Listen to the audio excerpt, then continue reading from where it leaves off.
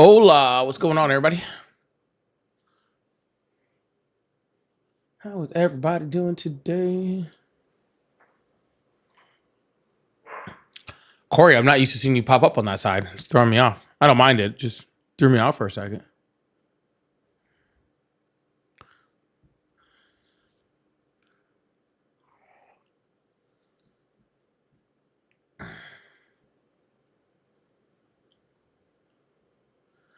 Yeah, Corey, Ari's doing well. She is. She's doing well.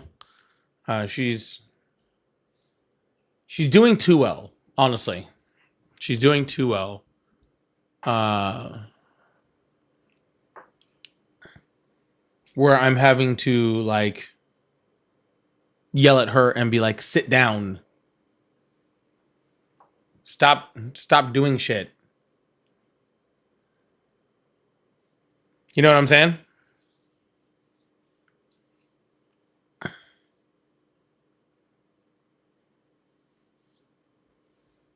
Yeah. It's literally one of those situations where I'm like, will you sit down? Okay. You literally just had surgery. So how about you sit your ass on the couch and not do anything? And she's um, not listening very well. So, in case you're wondering how she's doing. So, y'all, at the rate she's going, she'll be back up and at him in a few days. Like I said, I'll probably have to force her into not moving for a couple days, but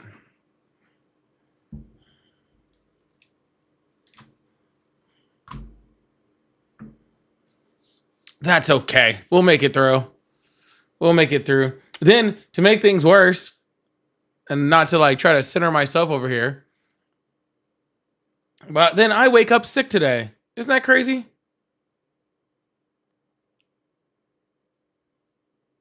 Like I wake up sick today. I've been sick. I'm like literally like kind of running on Dayquil right now. And I'm like, I'm like the one time I just don't, the one time I don't need to be sick.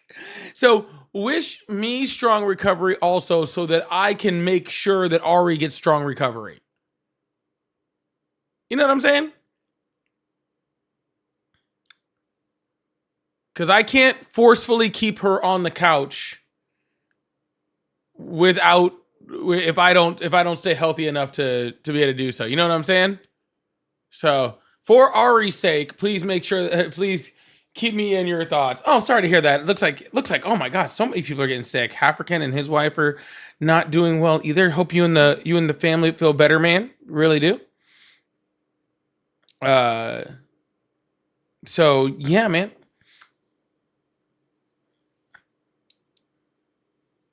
Oh no, this is not a man flu situation. A lot of times it is a man flu situation. This time it is not. I've been running full speed today. I ran full speed all the way until about 4:30. Then I had to, I just passed out. I had to take a quick nap, and then I'm back up, and I was back at it cleaning again. So everybody's doing great. Summer's great. So at least you got that right.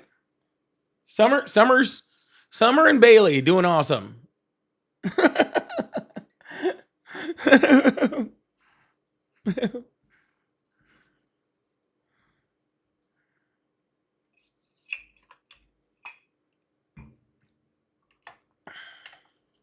Well, it's a good thing that if I was going to be sick a day, it was not the worst day because I had already taken the day off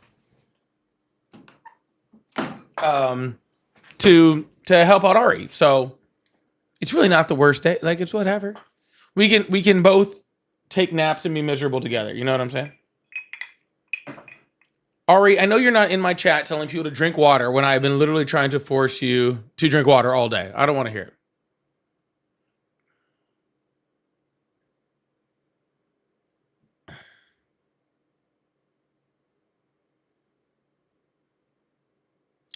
Beautiful. Biggest restriction on my biggest restriction for my surgery was I couldn't talk for the first week and restricted my voice usage on the second week. I know a lot of people that would be really happy um, if I had that restriction on me. I know a lot of people that would be pretty pumped if I couldn't talk for a week. MAGA is one. Ari might be the other one. I'm not sure. You might have to ask her. She might be like, man, I could use a voice break from like his voice. You know. So that's a possibility. Ari says she likes my voice. Isn't that cute? I think MAGA would be pretty pumped if I went through a situation. There you go, Ryan. That'd be the number one person. My daughter would probably enjoy it the most. Speaking of my daughter did officially get her driver's permit today.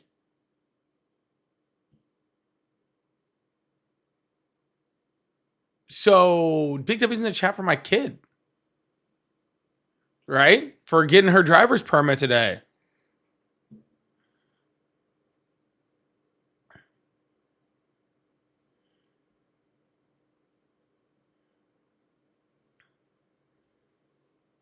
Yeah, it's pretty exciting. Exciting for her, less exciting for me, right? It seems like actually more of a my problem.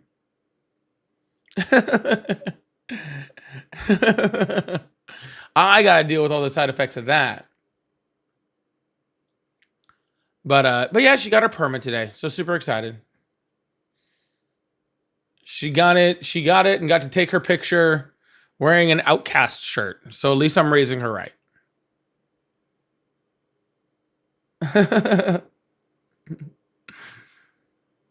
So somebody asked me, what is up with the different aspect ratio? And I believe that you mean that you're seeing me on a landscape and not a portrait style. Well, the good news for you is that you can actually just go to my profile and you can switch aspect ratios if you want. I am both on portrait and on landscape. You can watch on both. Well, you can't watch on both. Well, I guess if you had two devices, you could watch on both. You know what I would do with $1 million? I'd watch Polly on two devices at the same time. That's what I would do. But regardless, you can go and switch between the two, or between whichever one is more comfortable for you. So I am just running on both of them. And no, I will not be teaching her how to drive. She actually is in driver's ed this semester. So the school will teach her how to drive.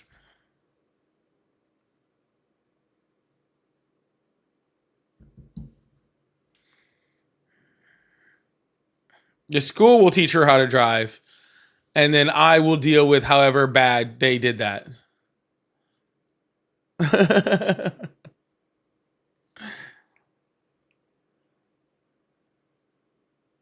My calling is to be a college professor, maybe one day.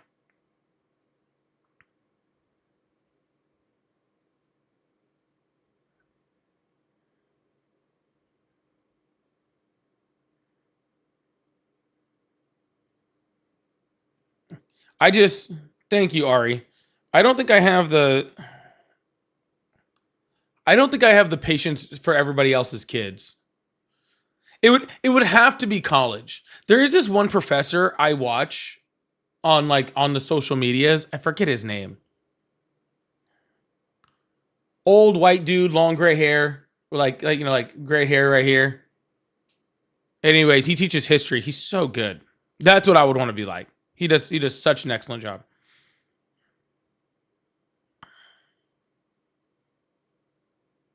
So teacher clutch that. That's what I'm gonna do. So that I'm gonna let the school teacher automatic. I'll come back and teach her manual later. That's how that'll work.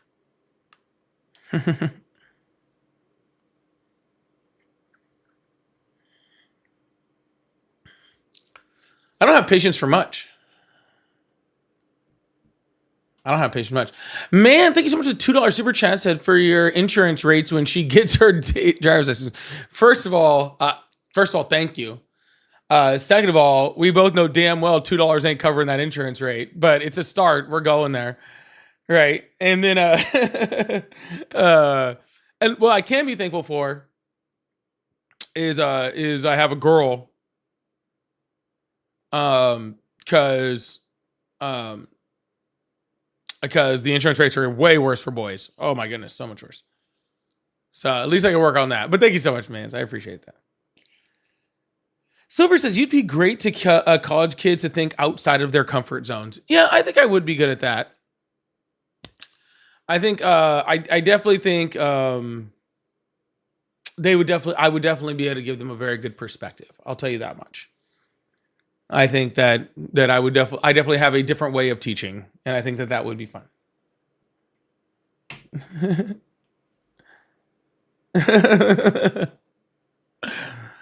I think that would be fun. I would enjoy that. I will say that much.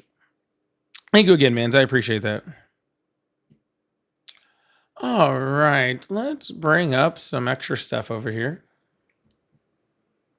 Thank you guys so much for being here. We will open up these phone lines in just a moment and get this thing started. If you'd like to support the live, first of all, thank you guys for being here. If you're new here, please make sure you guys hit that follow button, hit that subscribe button. There's not too many of you new ones here yet today, since we're just starting out, but that's okay. It'll be nice and filled up soon. So yeah, make sure if you do support Trump and you want to talk to me, this is always the best time to talk to me. Because as we get this live going, you're going to see a lot more people in that are right now. And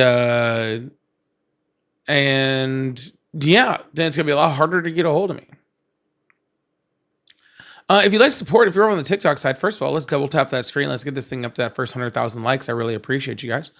Also, if you guys would like to donate gifts in any way, shape, or form, I do have the gift gallery. We are trying to light that up. We are back on the first day of it, which is really awesome. So please make sure that you are doing that if that's what you're into. But remember, tapping's free also. So either way, I really do appreciate it. Also, of course, if you're on the YouTubes, I do have super chats, super stickers, memberships. Become a member. We are going to be doing a lot more. Wait till the end of the year. I'm telling you, wait till the end of the year. We're going to have a lot more interesting things going on. A lot more membership stuff. I was actually just telling Ari about a new members only show that I want to do the second I get the time, which I will eventually. So yeah, it'll be really, really awesome. I appreciate you guys. John, thank you so much for the $5. It says, thanks for getting my mind off my chronic pain.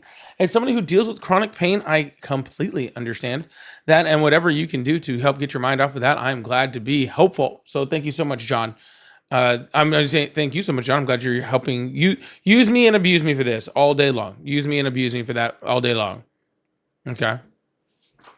I'm glad that Corey was the only person that got the "What would you do with $1 million" quote. So I know who the degenerates are.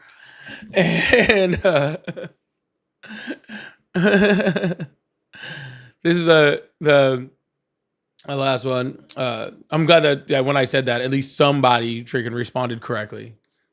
Every once in a while I just say things just to see who the degenerates are, right? And Corey never disappoints. Corey never disappoints. All right. You can always count on your grunts for that, right? All right. Well, phone lines have just been opened up. I don't know if we've had any callers yet, so that's okay. That gives me plenty of time to talk about well, maybe not. I was going to talk about the halftime show. Maybe this guest wants to talk about the halftime show. Hello, how are you? Hey, Polly, just want to say hey. You guys are amazing. I watched you and Ari the other night. It was a blast. Just sending love from Colorado. Hell yeah. Stay warm. Okay. Thank you. Yeah, that was very, very sweet. W's in the chat for caller. Yeah. That was an interesting. Did anybody here actually watch? Did anybody here actually watch the Turning Point USA halftime show?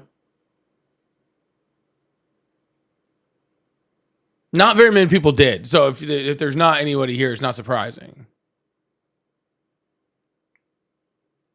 Okay, so that's the part of this, like doing this, that is like the worst. Like I can deal with the callers, I can deal with like the racism, and like I can deal with all that shit, right? The worst part about doing this is that I have to watch the shit that you guys don't have to.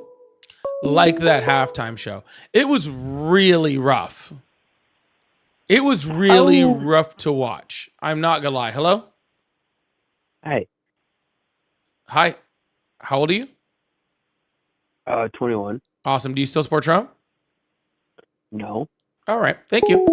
It was really rough to watch. I mean, if you even take out like the Kid Rock, like lip syncing part, which was horrible. One of the guys, I don't even know who he was. I honestly, to be completely honest with you, I can't tell you, besides Kid Rock, I really couldn't tell you who most of the people that were singing were. Okay. If you want to be completely honest. But I will say, there's this one guy, he would, like, all he was doing. Have you guys ever seen that pandering video by, what's his face? I forgot his name. Hello, are you there? All right, go ahead. That pandering video, that's all he was doing. He was just like, I like to drink a beer. I like to fish. I like to sit in my deer stand. Yeah, Bo Burnham, that's it. Like, that's all he was doing. He likes to kiss his fish. I forgot about that part. There was a part where I'm pretty sure he says he likes to kiss fish. Anyways, then he, like, nobody's even cheering. Like, it reminded me of when I was growing up, right? And it was like you're really like boring church worship services. It was that, but just not entertaining. Like there was some weird red lights thing. I don't even think there was 100 people watching it live. Like, I mean, like in the crowd. Right? There was like nobody there. It was super awkward. And apparently they've already announced that they're going to do another one. They think they won. And then there was this video. I saw this other video today, and this guy was like watching the chat while all of that was happening, and the chat was like wasn't even doing anything. Like they're pretty sure that most of the people, like the people watching that show, were just bots. They weren't even real people. Like meanwhile, you at the Bad Bunny show, people are literally fucking getting married. Like there literally was a fucking wedding. There was a whole party. Jessica Alba showed up. Like freaking Ricky Martin was there. Like it was crazy that like. First of all, did anyone else not recognize Ricky Martin at first? Because I didn't. I'm not gonna lie. Hello, are you there? Yes, sir. Yes, sir. Awesome. Do you still support Trump? I do, and I will say this, if you'll let me. No. There's nothing that you can say, nope, or any of these other left wingers. No. Consent. What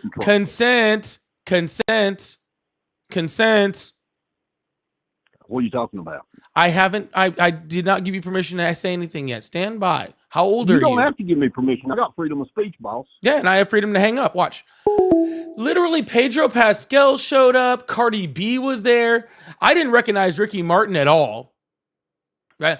I could have done without Lady Gaga doing the. I don't know what she was doing with her hands. Okay. I don't know what she was doing with her hands, but like, I mean, her voice is beautiful. Her voice is beautiful, but she started doing something with her hands, and like, I wasn't sure what she was doing. Yeah, I think she was trying to salsa. She could have left that part out. All right. She could have left that part out. I'm just saying. Okay. She could have left that part out. Okay. But and you know, anyways. Even the worst parts of Bad Bunny's show, like whatever Lady Gaga, she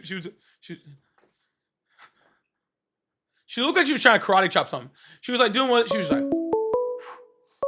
Anyways, even that was so much better than anything that happened at MAGA Safe Space show. You know what I'm saying? Which is really all it is. It's just MAGA Safe Space show. Right? They need to be safe from brown people in Spanish. Anyways, hello, how are you? Hey, bud, how are you? I'm doing good. How old are you? I'm 52. Awesome. Do you support Trump? I do, yes. Awesome. Did you watch that atrocity of a halftime show with Kid Rock? It was not atrocious. I watched both, actually, and I thought they were both very good. Kid Rock literally took the microphone away from his mouth and he was still singing. He was literally lip syncing. He was literally, I mean, like unequivocally, literally lip syncing. Uh-huh. How are you going to call that? Like, even on, like, one had a wedding and like a whole party and was talking about togetherness and how we need to come together as people and a country. And the other one seemed like a bad lip syncing church service, except for I think it was to the devil because it was mostly red lights and it was really weird. You know that guy sings about liking underage girls, right? Oh my God, really? I mean, he does. Okay, so I mean, he just that is just like a real thing that did happen, right? Uh-huh. I don't know about that, man. I just think this is sad. Because obviously the Bad Bunny show, it was great. There was a wedding and it was a very good show. He's an entertainer. The other show, the Turning Point show, it was good. People were singing, and I thought I was, you have to, you have to see both sides and just stop, looking at the other like it's the devil. It's insane. Because we have to separate. This is entertainment versus the other episode thing that's happening in the U.S. I do separate both, and that's why I can say that both shows were fantastic. Yeah. I mean, but see, when it comes to separating people, like Bad Bunny talked about togetherness and how we all need to come together, and there's like how love trumps hate and all that sort of stuff. And Kid Rock said, was it young ladies, or young women, or women? I like them young. Some call it statutory. I call it mandatory. Like, I'm sorry, those aren't really the values that I personally, like adhere to. I did find it quite weird though. Well, how there was actually hold on. It is kind of weird though, and well, maybe it's not weird.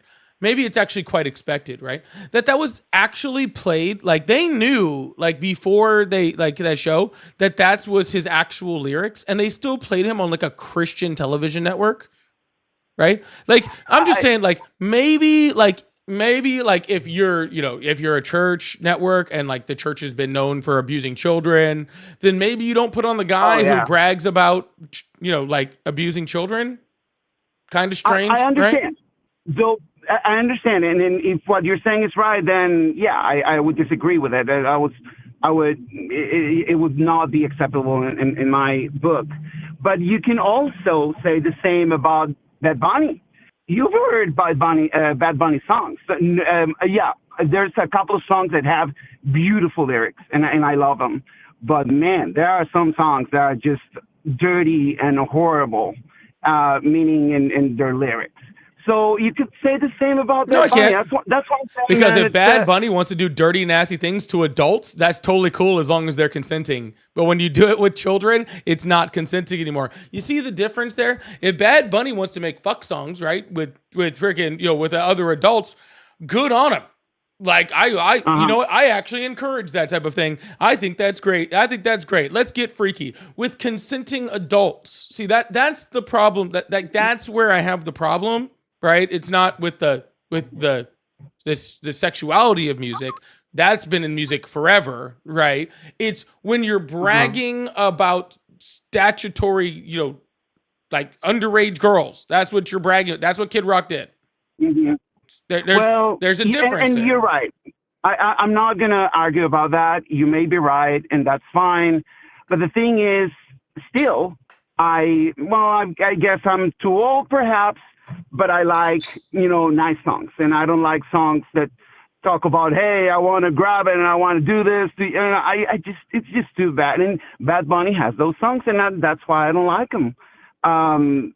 Do you speak Spanish? Yes, I do. You do? Okay. Just curious.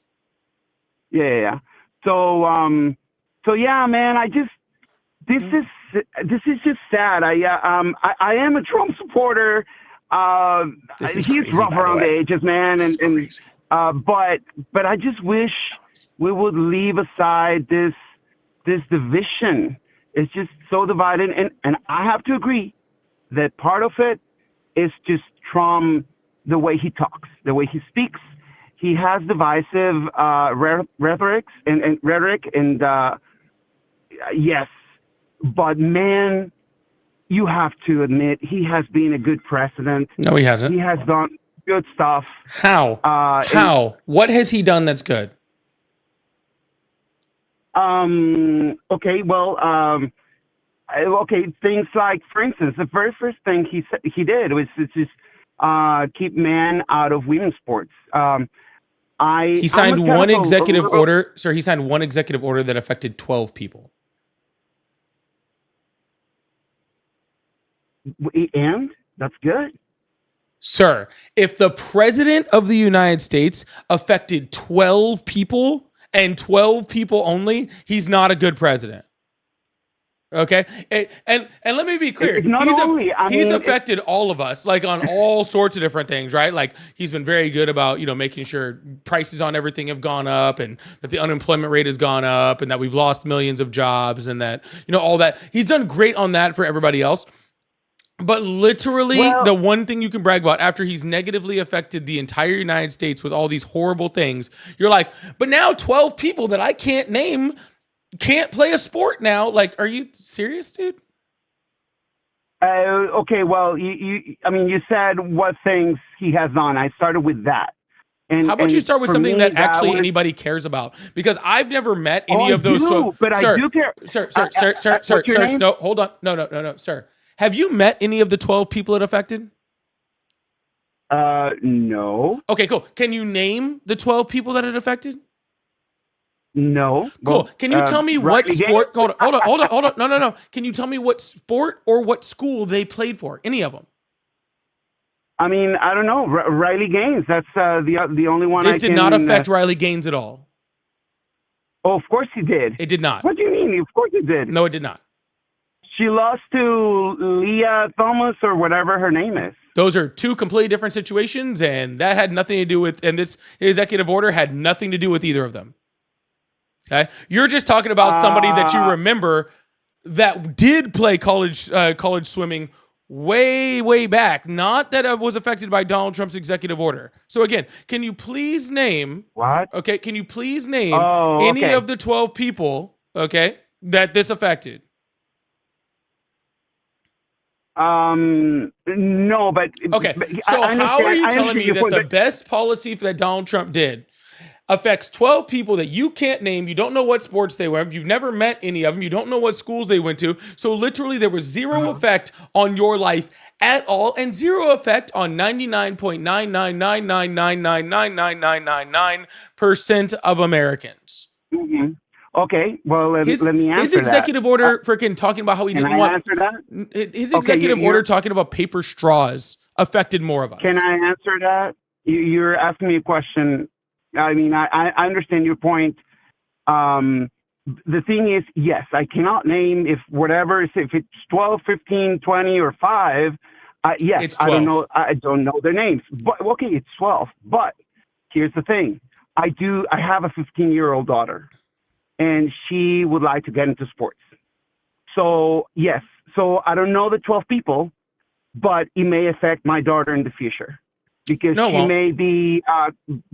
What do you mean it won't? Of course it will. Because if your daughter's 15 and just then- now getting into sports, she probably doesn't have much of a chance of playing at any type of level where it would matter anyway.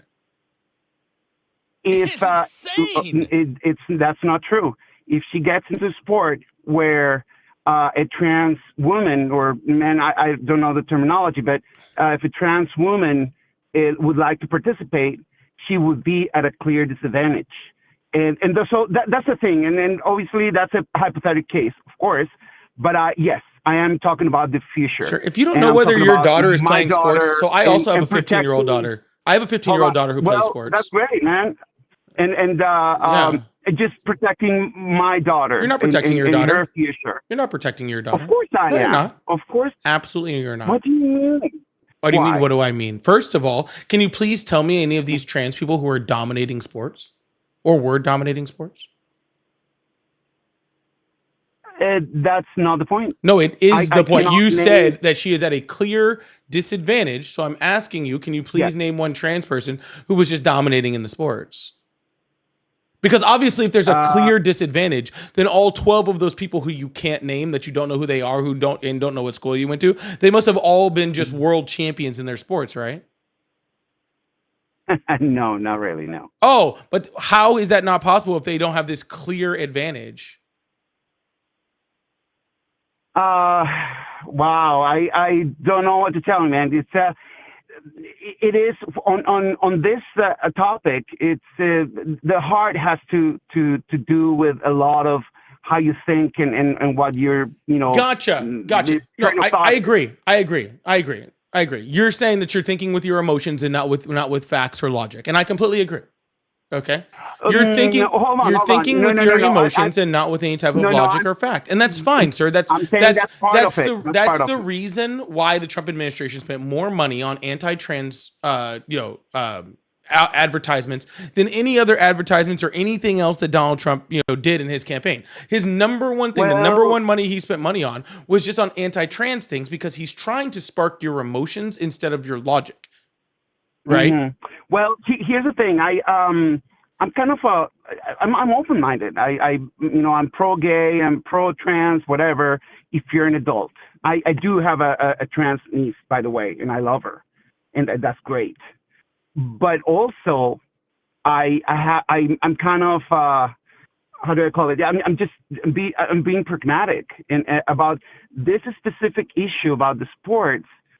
Men biologically are stronger than women, and it is unfair that you put men, even though they say they're trans and they are women now. It is unfair that a man is competing against women. Now, if a man, does the whole thing, cut, his parts and uses estrogen and stuff, that to me that would be more of I can probably deal with it. But the thing is, I don't need you to deal with it. Hold on. on. Why do I need you to do? Why do I care what you think, dude? What do you mean? You don't, obviously. Well, Right. sir, I don't know why anybody needs you personally to sign off on any of this stuff. First of all, the executive orders that Donald Trump signed only affected trans people in the NCAA. They were already all adults. None of them were dominating, just like you very so eloquently said. So obviously they don't have this mass advantage, or they would have been dominating, and they're not. But I think that you have a very masked and skewed view of what fairness is. Right? Uh-huh. You're very, very Yeah. concerned about fairness when it comes to trans people, but you said you have a daughter. Or shouldn't you be a lot more concerned with how unfair it is, when it comes to professional women's sports versus men's sports and the amount of compensation that they received, or the amount, that they, the facilities or the uniforms or any of the other equipment that is garnered to them? Even in the NCAA, the overwhelming majority of NIL money goes to men over women, right? They're giving substandard facilities, and even when it comes to even when it comes to Olympians, right? That's not fair. But None you know of that. why that is, right? No, sir. I know why lots of stuff is. I know why all that stuff is. But is it fair? It is. It Because is we are fair. on. Hold on. Can I don't think you know. Let me. I don't Hold on, think let you me know what answer. fair is. Okay, well, let me answer your question. You spoke. Let me. Yeah, I want to talk about what you said, and that's you're saying, if I understand correctly, that sports on men, they get more money, they get better facilities, et cetera, et cetera, et cetera. Yeah. I understand that. I believe that there is a reason for that, Of which course, there's I a reason agree for that. with, There's tons of which reasons is for it. I didn't ask you for a well, can reason. I oh, asked you if it's fair. yes. So can I answer that? I think it's fair because of the reason, and the reason is sport. This is a capitalist world, Mm. and men in sports, men bring more money into the table than women. And that's just a fact. This is not me. I wish it would be different. I wish men would bring the same money as women, because perfect. But that's not how it is. Oh, So okay. obviously, No, that's a great being example. So when men's capitalistic, Olympic teams are paid 5, 6, 7, 8 times more, how are they bringing more money? in which sports, Soccer is a great for example, instance? right? In soccer, U.S. women's soccer team has been incredibly more Okay. successful than the men's team, right? Neither of these Okay. So neither of these teams are revenue building because they're Olympic teams, right? And yet the men correct. still get paid significantly more. Why is that? Okay. Why is that? Because when you look at the finals, like in a men's finals versus a women's finals, nobody can tell you what the women's finals is about and who's playing, because significantly less people watch it, and it's just about money. Do you watch it? So everybody watches the men's, and I do. Yeah, I watch only the men's. I Oh, cannot tell you about women in soccer because I just don't know about that. And mostly, and it's just about, I guess, time. I don't know. I'm too busy to do everything, so I just watch what everybody does, which is the soccer, the world soccer teams and all that stuff. And I don't watch women's sports. so And you're right, sir. But again, sir, this isn't about what makes more money, right? This isn't about anything. What you're it saying, is. no, It is but sir, important. If what you're you're, asking, sir, no, hold on, sir. yeah, What you're of course. saying is, okay, when it comes to trans athletes, okay, I have Hmm. no problem with demeaning trans athletes or putting down athletes or punching down to trans athletes because I think that it should all be fair. But the second I show you all the rest of the things that are unfair when it comes to women's sports, now you have an excuse for every single one of them, right? Because earlier you told me it was all about your daughter and your daughter having a chance to compete, your daughter having a chance for fairness, your daughter having a chance for X, Y, and Z. But for some reason, with your Hmm. daughter, if it's trans people that you've never met that don't affect you, then we have to punch down on them. But if it comes to freaking Uh-huh. actual real world problems that we have within women's sports, you have no problem making excuses, even when it's your own daughter, right? Because guess what? When your daughter starts playing sports, if she actually starts playing sports, which again at 15, quite late, right? But regardless, Uh-huh. right? If she starts playing sports now, right? Guess what? Even in high school, you're going to see that boys' sports get more attention, that boys' sports get more money, more tax dollars, right? Yes. Even in the region that I'm Uh-huh. in, right? The fields for the And boys I are already getting and I huge grant. Hold on, sir. and, Hold on, sir. Are getting huge grants, right? While the women's mhm. aren't, right? They're going to get more sponsorships. The boys are going to get all of these things, right? But you're so Okay. hyper focused, right? You're so hyper focused on one little tiny thing that does not affect your daughter because you've been brainwashed to think so, sir. Because you've been I brainwashed, because literally tens and if not hundreds of millions of dollars have been spent to brainwash you, to tell you that the thing that's not affecting your daughter is something you should be worried about, and all the things that do affect your daughter, you don't need to worry about at all. Okay. You're saying I am hyper focused on an issue that is not an issue. Is that correct? Absolutely. Okay. Well, I understand you. I respect the way you think. I have to still disagree. But yes, you're right. There are more grants for men. There's more money for men than for women, but it's the same. The answer is the same. When you talk about professional level, not high school level, professional level, men's sports, they dominate the economy. They bring more money. They bring more millions of dollars. Sir. Hold on. No, let me finish. I'm not holding on because you've already done this part and I've already addressed it.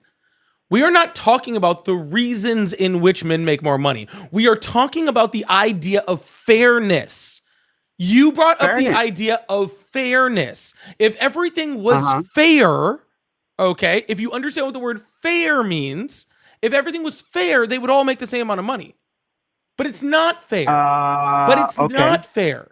Okay? It's not fair to those women athletes. It is not fair to those women athletes. Okay? It's not fair.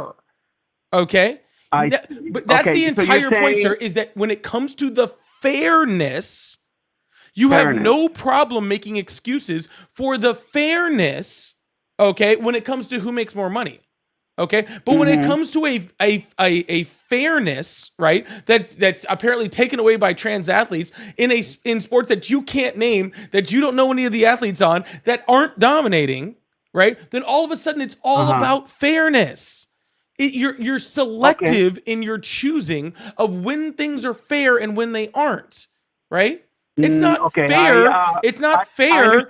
It's not fair, right? If you want to look at society historically, that some people are born women, right? Or born at different times. Women born not too long ago couldn't get bank accounts. That's not fair. Women born not too long ago couldn't divorce their husbands. That's not fair, right? Freaking black people in the not so distant future of humanity were slaves. That's not fair, right? Life isn't fair, dude. The world isn't fair. Okay, so let me address that. You're saying that it should be fair. No. You're saying it should be fair. No. I'm sorry. I misspoke. I'm trying to address your idea, which is what should be fair is that men would get the same money as women in sports. And you know what? You're right. I have to agree.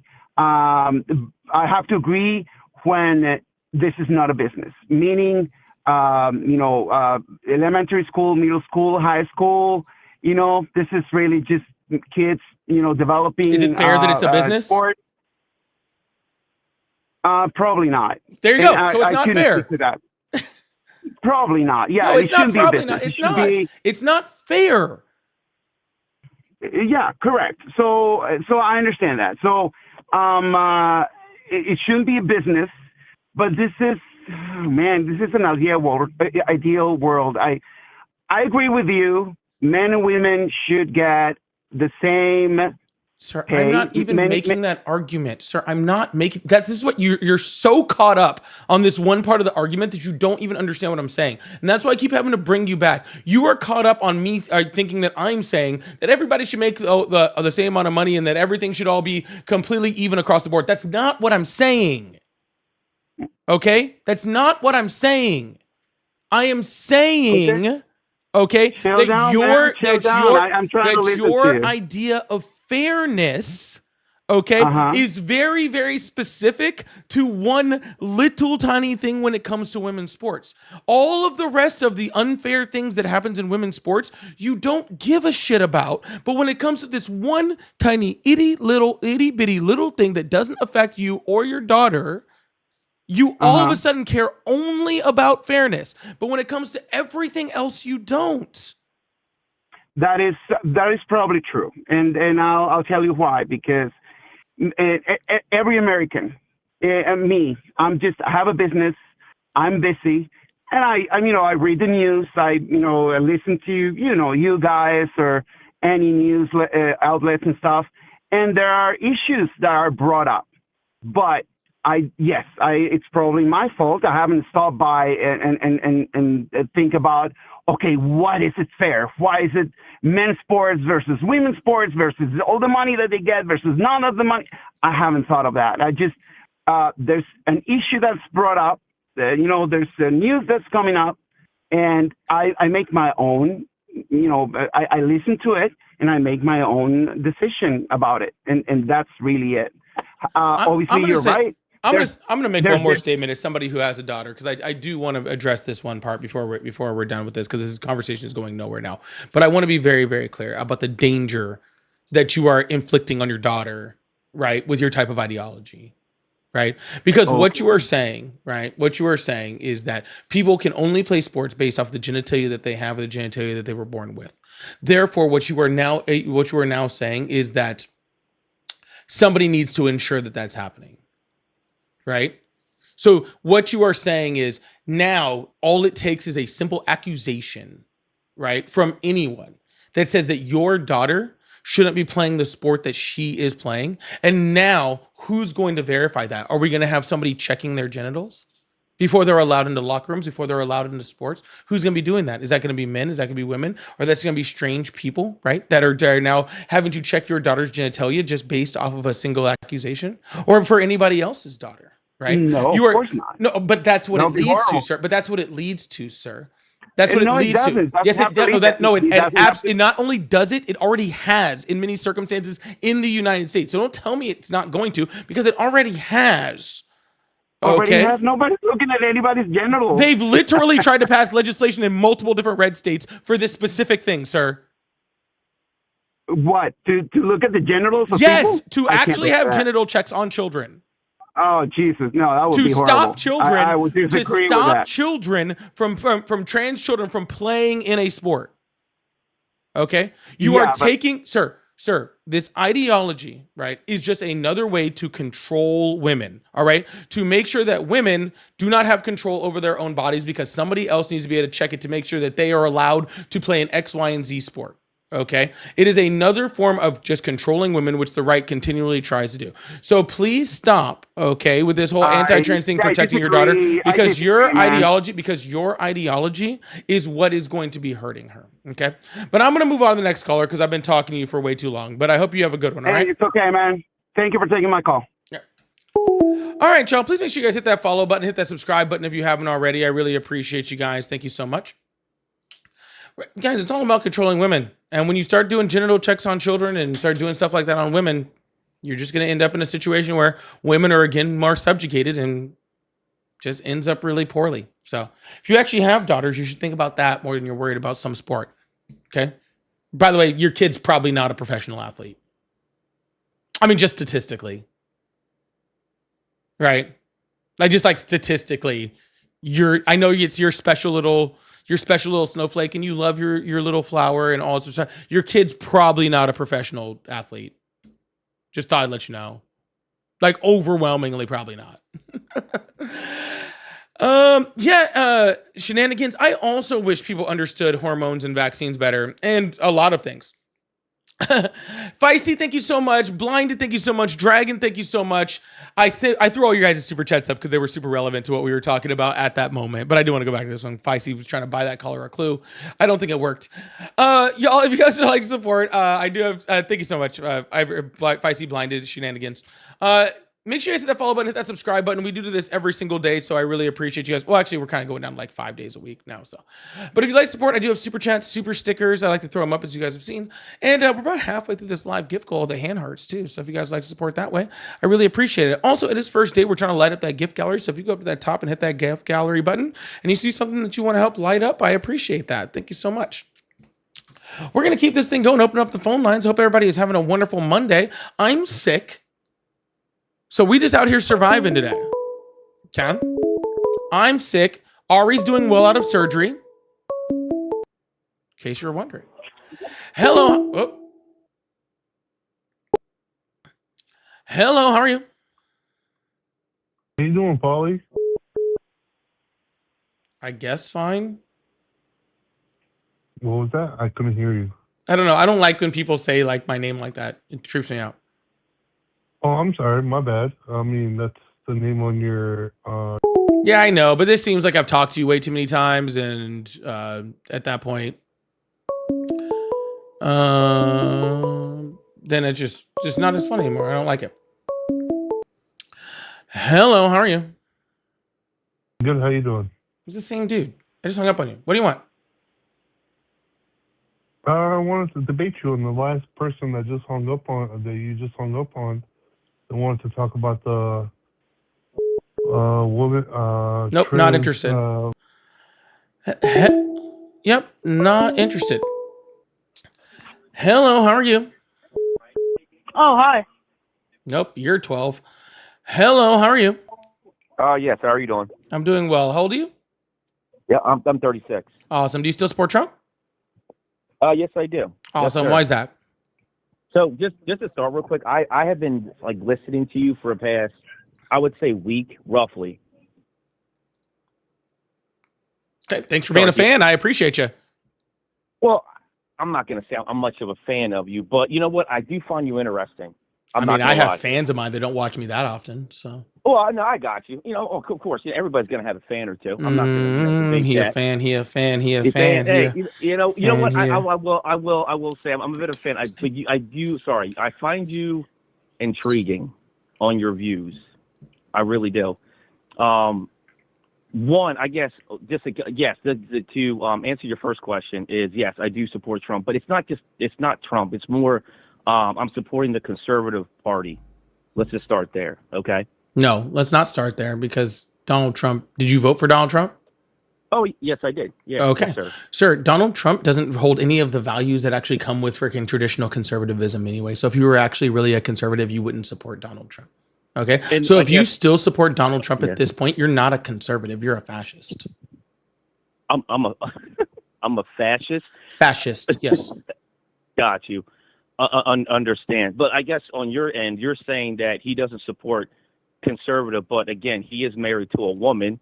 He can tell me what a man and woman is, right? Yeah.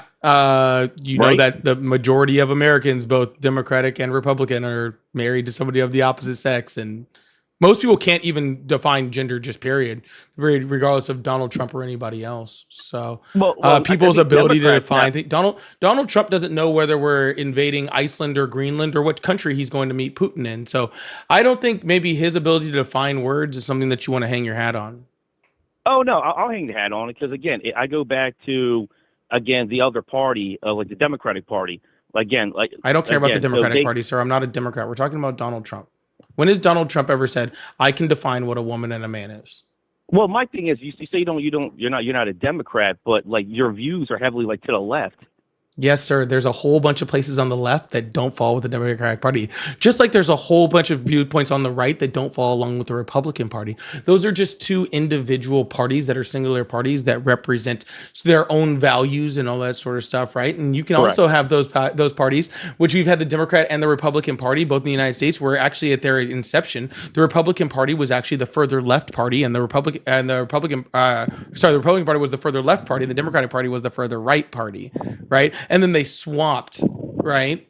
Like, I mean, over time, it was over attrition. So they're not like the bastion of what is left and what is right. They're just people and a private organization. But just to correct you, they never swapped. The Republicans are the ones that freed the slaves, freed the blacks. The Democrats didn't. Most of your Jim Crow laws came from the South. The KKK was founded from the South. Democrats. I agree with They all of terrorized those black things, people, right? Sir, I agree with all of those things. The Okay, Republicans, cool. the Republicans were in the North. They were the left-leaning party, and they were the ones that freed the slaves. The leftist Republicans. Okay, now the Republicans, as you just said, is the right-leaning. Okay, so if they were the left-leaning back then and they're the right-leaning now, and back then the Democrats were actually back when they were the Dixiecrats, were actually the conservative party. We're actually the conservative party of the South. Okay, and now they're the left-leaning one. What is that called, sir? If they used to be Republicans left, Democrats right, and now they're Democrats left, Republicans right, what does that mean they did, sir? Well, you're stating that they switched. That's how you're putting it. No, sir. That's what happened. Okay, the Republicans used to be the left-leaning ones. Now they're the right-leaning ones. The Democrats used to be the right-leaning ones. Now they're the left-leaning ones. See, back That makes then, no sir. sense. Back Like, then, where when in history does that even say that? sir, It doesn't say literally nowhere in that in history. every college 200 level history class that anyone's ever taken. I love college. Yeah, you did not go to college. Will become a liberal. No, thank God. I don't need to. I'm a blue collar worker. College. I don't need to go to college to identify what a man and woman is. Like, that's ridiculous. Sir, you wouldn't need to go to college to learn what a man and a woman is. Well, you would need to know. You would need to go to college to know what the Overton window is. Yeah. Who? I'm sorry. Who again? The Overton window. Yeah. Nah. Don't know what that is. Nah, I know you don't, sir. Right. But it's fine. I have no problem. I have no problem me. to explain to you. But see, here's what you don't seem to understand. If this was back when the parties were invented, back like before the Civil War and much after the Civil War, see, back then I would have been a Republican, and you would have been a Democrat. Okay, Negative. That is. Why are you saying that I? Because that I would have been are you a conservative? Correct. Then you would have been a Democrat. Okay. See, my views don't change with the party. I have my views. I'm on the left. And whatever party represents the left, I'm more likely to go to. That would have been the Republicans back then. See, you're a conservative, so therefore your values would have gone more to whichever party was the conservative party, and that means you would have been a Democrat. No. I'm not asking your opinion, sir. I'm trying to inform you. It's not my opinion. I know what you're trying to say. I'm not trying to say anything, sir. This is the first time I've ever heard it. I've ever heard it this way. I'm like, it doesn't make sense. When you go back to history, I've been looking into it. It doesn't make sense. The Democratic Party has always been the party of pro-slavery. That was a whole majority of it. Sir. See, this is the problem: is that you can't get your head out of Democrat and Republican. Okay. Your head is very stuck in this very like bilateral thought process. Okay. And this is why it's important to understand like things like the Overton window, right? The Overton window gives the entire spectrum of all the way to the left and all the way to the right, and how how people's ideologies work within that. And then the Democratic Party and the Republican Party move along that bell curve of the Overton window. All right. So I'll give you an example, right? The Democratic Party, right, in the United States actually sits a little bit to the right of the Overton window, right? So actually, if you were to compare it to other countries, the left-leaning party in our country is actually like a right-leaning party in most countries. Okay. And then eventually over time, we'll start to see that Overton window shift to the left. Right. And then what you'll see is the Democratic Party getting more, more progressive or more liberal, however you want to say it. And the Conservative Party will shift right and left also. OK, you're worried about the parties. I'm worried about viewpoints. See, I'm on the left, regardless of which party represents the left. If there's a new party that comes out and they happen to be competing and they're more to the left, then I'm with that party. All right. The reason why I'm not a Democrat right now is because the Democrats are too far right on the Overton window for my viewpoints. So unless you're saying your viewpoints are specifically tied to what the Republican Party does, okay, then you would have been a Democrat back then because you are a conservative. Understand? No, I like the breakdown of that. I will agree about 25% of that, because I'm looking into this Overton window as you're talking to me. Because again, I never heard of this before. I have to educate myself on this. You should also look up the party switch. Well, the party switch. I guess you want to start with what, like Lyndon B. Johnson? Is that we're going to go with? I mean, that's a great. Right? That's more towards the middle of the party switch, but that's all right. Well, that was I guess you want to put it that way. The party switch happened over like 60 years. Lyndon B. Johnson was one of the most racist Democrats that of all time. So there's tons of racist Democrats. I don't care. I'm not a Democrat. I know, it's crazy. Sir, are you trying to get me to? Sir, I don't understand why you're trying to get me to the. Sir, what do you want? There's most of America and the founders of it were all racist, right? The founders of this country owned fucking slaves. I don't know. George Washington literally had slave teeth put into his mouth. Okay, that is true. Yeah. True. So like, you trying to do like, oh, there was Democrats that are racist. Yeah, there's plenty of them, sir. I'm not a Democrat, so I don't know why you think I need to fucking defend that. Well, I guess, okay. Can I ask you one quick question? What do you want then? Like, what is your base premises about you not liking Trump? Yeah, I don't like bad presidents. Yeah. I got you. All right. Hey, I respect it. That is a good answer. But it's like, what about Obama? What about him? What about Obama? Is Obama president? Obama hasn't been president in how many years now? 9? He was president for 8 years, right? Yeah, but he hasn't been president in 9 years. So why am I talking about Obama and his presidency opposed to the current president who's right now who sucks? Was he a good president? I guess yes or no to you. I think he did more good than bad. Yes. You think he did more good than bad? Yeah, he wasn't a perfect president. Okay. He had some immigration problems. Some of his foreign policy wasn't the strongest. A lot of his domestic policy and the things he tried to do were very good. And I think there was a lot of things that he should have done that he didn't do, including like codifying Roe v. Wade and pushing further on universal health care. I think that all of those things are true, right? But Donald Trump, okay, who is currently the president, couldn't touch Obama with a 100-foot pole. Nah, I don't think so. I think you're wrong. I really do. For the point of fact that at least, again, Obama to me, I'm getting off of him, but he more divided the country with the whole race bullshit. Trump's slogan is "Let's make America great." Again, I'm an American. I'm mixed. My father's Puerto Rican, my mother's black, but I'm American first, and I work hard just like you do. I don't divide us. So it's like, Obama did start with the whole dividing with the whole race bullshit. I'm sorry. What did Obama do to do that? Well, let's start with one. He signed all the 6 or 7 of those LGTB bills. Whatever. LGBTQ bills don't have anything to do with race. What did he do for race? You said he divided us based off of race. What did he do on those for that? I would say, one was that DEI bullshit. Sorry, I keep apologizing. DEI existed well before Obama. Yeah, he pushed it. He talked about that. But the other thing is, like, I will give no, sir. You're moving it, and you're trying to move it like real fast, and I'm trying to stop it right here. Okay, because what it sounds like to me you're saying is Obama was really divisive because he was black. Correct. Oh yeah, 100%. Oh, okay, cool. So Obama existing as a black man is what made him divisive. Got it. Nah, I wouldn't say. Well, you literally just did say it. You literally just did say it. Well, yeah, that's fine. I'll go with it. He used his skin color to be like, I'm going to be the first black president. I'm going to do great things. And come to find out, he never said that. He actually never. He actually never said those words. He didn't even say things close to those words. He literally just was the first black president, and that bothers you. I don't know. I think Abraham Lincoln was. They said he was half black. You know that, right? Supposedly. Nope. They said his mother was black.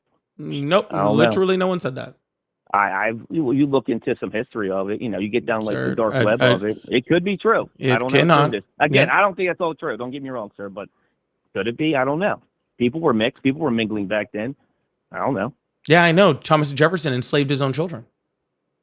I agree. That is a history fact. I'm not going to debate that. That is crazy, right? Hey, crazy shit, right? Sorry, I apologize. I mean, crazy life, like you said earlier. That life's crazy or not fair. I apologize, not fair, like you said earlier to that last caller. Gotcha. So you like Donald Trump because Obama existed as a black man, and that bothers you. All right. Well, at least we got there, guys. You know what? Maybe next time Obama should try to be less black and to make this guy happy. Well, no, I wouldn't say he's black. It's just that he let me down as him being a black president. Because one, he's a Democrat. It's like, why as a straight man you're going to say you're going to support this LGBT stuff that has nothing to do with really being straight or helping kids out. There's no such thing as being trans. Literally tens of millions of children literally got health care under Obama's administration. Dude, what are you talking about? I have that Obamacare. Like, I have that insurance plan. Like, basically, it goes off your income. It was, the concept was okay. Sir, but that's actually helping children. That's like actually helping children. It's helping everybody. Yeah, but children are included in that, sir. Yeah, because Obama did policy that helped everyone, not just people. Not just sir. He didn't just help people. Okay, that were exactly the same as he is, which is what you're advocating for. You are literally advocating for saying, I don't know how as a straight man we should advocate for LGBTQ plus policies, right? Correct. So you're literally saying, I don't want to help anybody who is not exactly like me. No, that's not it. No, that's exactly not what I'm getting what you're saying. That is what you're getting at. That is where you're at. Illness. I think these people truly need help. Sir, I think you truly need help, but for some reason I'm still talking to you. Well, yeah, that's fine. We're having a conversation, right? Like you're supposed to do, have a conversation on here, right? No, I just have conversations with people that I want to have conversations with, and you are about on that limit. Yeah. Fair enough. That's fine. I just wanted to just, have somewhat of a conversation, just fill it out. I just find this more intriguing, with you how you always say like this is the whole Trump thing. Again, I'm a Trump fan. It's just again I don't support any of the Democratic stuff. Again, Democrats just raise taxes. Well, they want to talk a bunch of all the gay stuff. They want to support illegal immigrants over Americans. well, Donald Trump did specifically say that smart people don't like me, so I get true. You know what? He did say that, but at the same time, I think wasn't it what's his name? Biden said I wasn't black if I didn't vote for him. Didn't he say that? And what was another one that? Lyndon B. Johnson. What was his famous saying? If we give black people free stuff, he didn't say black, he said the N-word. If we give black people free stuff, we're going to keep voting for us. We got blacks for the next 200 years. That was another famous saying. Why do I care about any of this, sir? Because the Democratic Party's been I'm brainwashing black not people a for so fucking long. Democrat. Are you actually a stupid person? No. I understand that. I'm just quoting. No, Democratic sir. Donald Trump said, "Smart people don't like me," and you're like, "He sure said that," and I love him. Yeah, but Trump says a lot of crazy shit, right? Like that's not a debate. That is just right? that is just wild. Come on, that is just wild wild for somebody to literally say. Yo, come on, you can't. All right, I'm muting you. Literally, that is so wild for literally someone to a president to say, "Smart people don't like me, like intelligent people don't like me," and then for you to be like, "Yep, he sure said that," and I still love him for that, and then to just go off and just spout a whole bunch of crazy shit. You have literally this entire time not addressed a singular thing that Donald Trump does. You have literally addressed more things that Lyndon B. Johnson has said. Okay, as if anybody in the year of our Lord 2026 gives a flying fuck what Lyndon B. Johnson did. Yeah. Right? Like you have spent more time talking about Lyndon B. Johnson than a singular thing that the guy that you say you support has done. And I think that, he ran. And that should show a lot about how we're doing with this conversation. Okay? If you need to run back to Lyndon B. Johnson in order to freaking try to have a conversation about the president you support, you're not doing great. All right. Yo, please make sure you guys hit that follow button, hit that subscribe button if you haven't already. I really, really appreciate you guys. Thank you so much. We're about to move on to the next caller. Leroy, thank you so much for the jewels. And thank you everybody for the hand hearts too. I appreciate that. We're sitting just over those. So if you guys like supporting, do super chat, super stickers, pay links in the bio, live gift goals, all that fun stuff. So thank you guys so much for being here, and I really appreciate you guys. Thank you so much. Hello, how are you? Doing good. Awesome. How old are you? 17. Oh, I'm sorry, man. You gotta be 18 to be here. I do appreciate you. Hello, how are you? You cut out that last part. What's that? I said, hello, how are you? Good. Awesome. How old are you? I'm 38. Awesome. Do you still support Trump? Yeah. Awesome. Why is that? Because Trump has done more than I've seen any other president do. He's trying his best, although he gets blocked every chance the libs get to stop him from his agenda. But he is trying. He gets some stuff through. He tries for other stuff. They block it. He keeps trying. He's pretty much been the best president I've seen in the last 50 years. Hey, can I ask you a quick question? And, yeah, go for it. Yeah. The Republican Party owns both the House of Representatives and the Senate, so all of Congress. There's a conservative majority Supreme Court, and Donald Trump is in charge of the White House and the executive branch. There is literally not a single branch of our government that the Democrats are in charge of. So how exactly are they blocking him from doing anything? So when he wants to deport a criminal who kills somebody, some woke lib judge somewhere blocks it and says, "Oh, you got to take that person to trial," or who knows, and then. The last judge that did that was appointed by Trump. The one before that was appointed by Bush. You can't just spout out nonsense. It's the actual truth, sir. Literal Trump judges are literally blocking him from doing that because it's against the law. It is true, sir. You got to get real with yourself. You know that's not true. But it literally in this real world, in the life that we live on this actual planet, it is actually actually true. Because you say it's literally true is not. I know, but you're just like you have no idea what you're talking about, and you're just spouting that it's not true, and it's just crazy. Okay, like it's wild. Donald Trump is minimally, all right, being stopped on some of the super illegal shit that he's fucking doing. And you have a problem with that. No, it's not illegal. See, that's the thing. You think it's illegal, and your woke judges back you up, but he's the president. No, it's the actual law. And what he's doing. Sir, the president is not the king. Okay, that's the way we have it set up. That's why we have, like what are supposed to be co-equal branches in the United States, right? So Donald Trump is actually subject to So Donald Trump is actually subject to the law, right? Wow, you won't even let me talk for 2 seconds, will you? Go for it. Oh, thank you. You're going to allow me to talk on my live? I appreciate that. Yeah. Like I'll give an example that, is it Liam Ramos, right? The kid, the 5-year-old that, he took and then took his dad and they sent him away from, home to a detention center thousands of miles away. Yeah. See, he was legally, so he was legally here. But you don't know that story. But sir, he was legally here. So when sir, again, I'm talking, sir. All right, I'm muting you, and you're now muted. Okay, this is not how this conversation is going to go. I will be able to talk on my live, and if you won't let me, then I will remove you and just put someone else on that will allow me to. Okay, it's just that simple. It's just that simple. Okay, so he was actually here legally because they were here under 8 U.S. Code 1158 for asylum law, and therefore was not deportable. Right. So what you only just had was a 5-year-old child who was sent thousands of miles away from his home, sent into a detention center where they have a severe overcrowding, lack of food, right? Lack of good commodities, to, quarters so tight that people can't even lay down at the same time, and one meal a day, toilets overflowing, rampant disease, hundreds of cases of measles, right? You took a 5-year-old and you put him in that situation for weeks when he should have been in school, right? Even though he was legally here. See, Donald Trump can't do that just because you don't like brown people being here. All right. So a judge says, no, you have to release them. And so he was released. Do you see how easy that was? Am I still muted? No, sir. Okay, so you unmuted me. So the 5-year-old, the dad abandoned the 5-year-old. So they're trying to return the 5-year-old to the mom. They don't let, the mom doesn't want. Sir, what does that have to do with the fuck I just said? So then they try to return. Sir, you're talking about so much shit.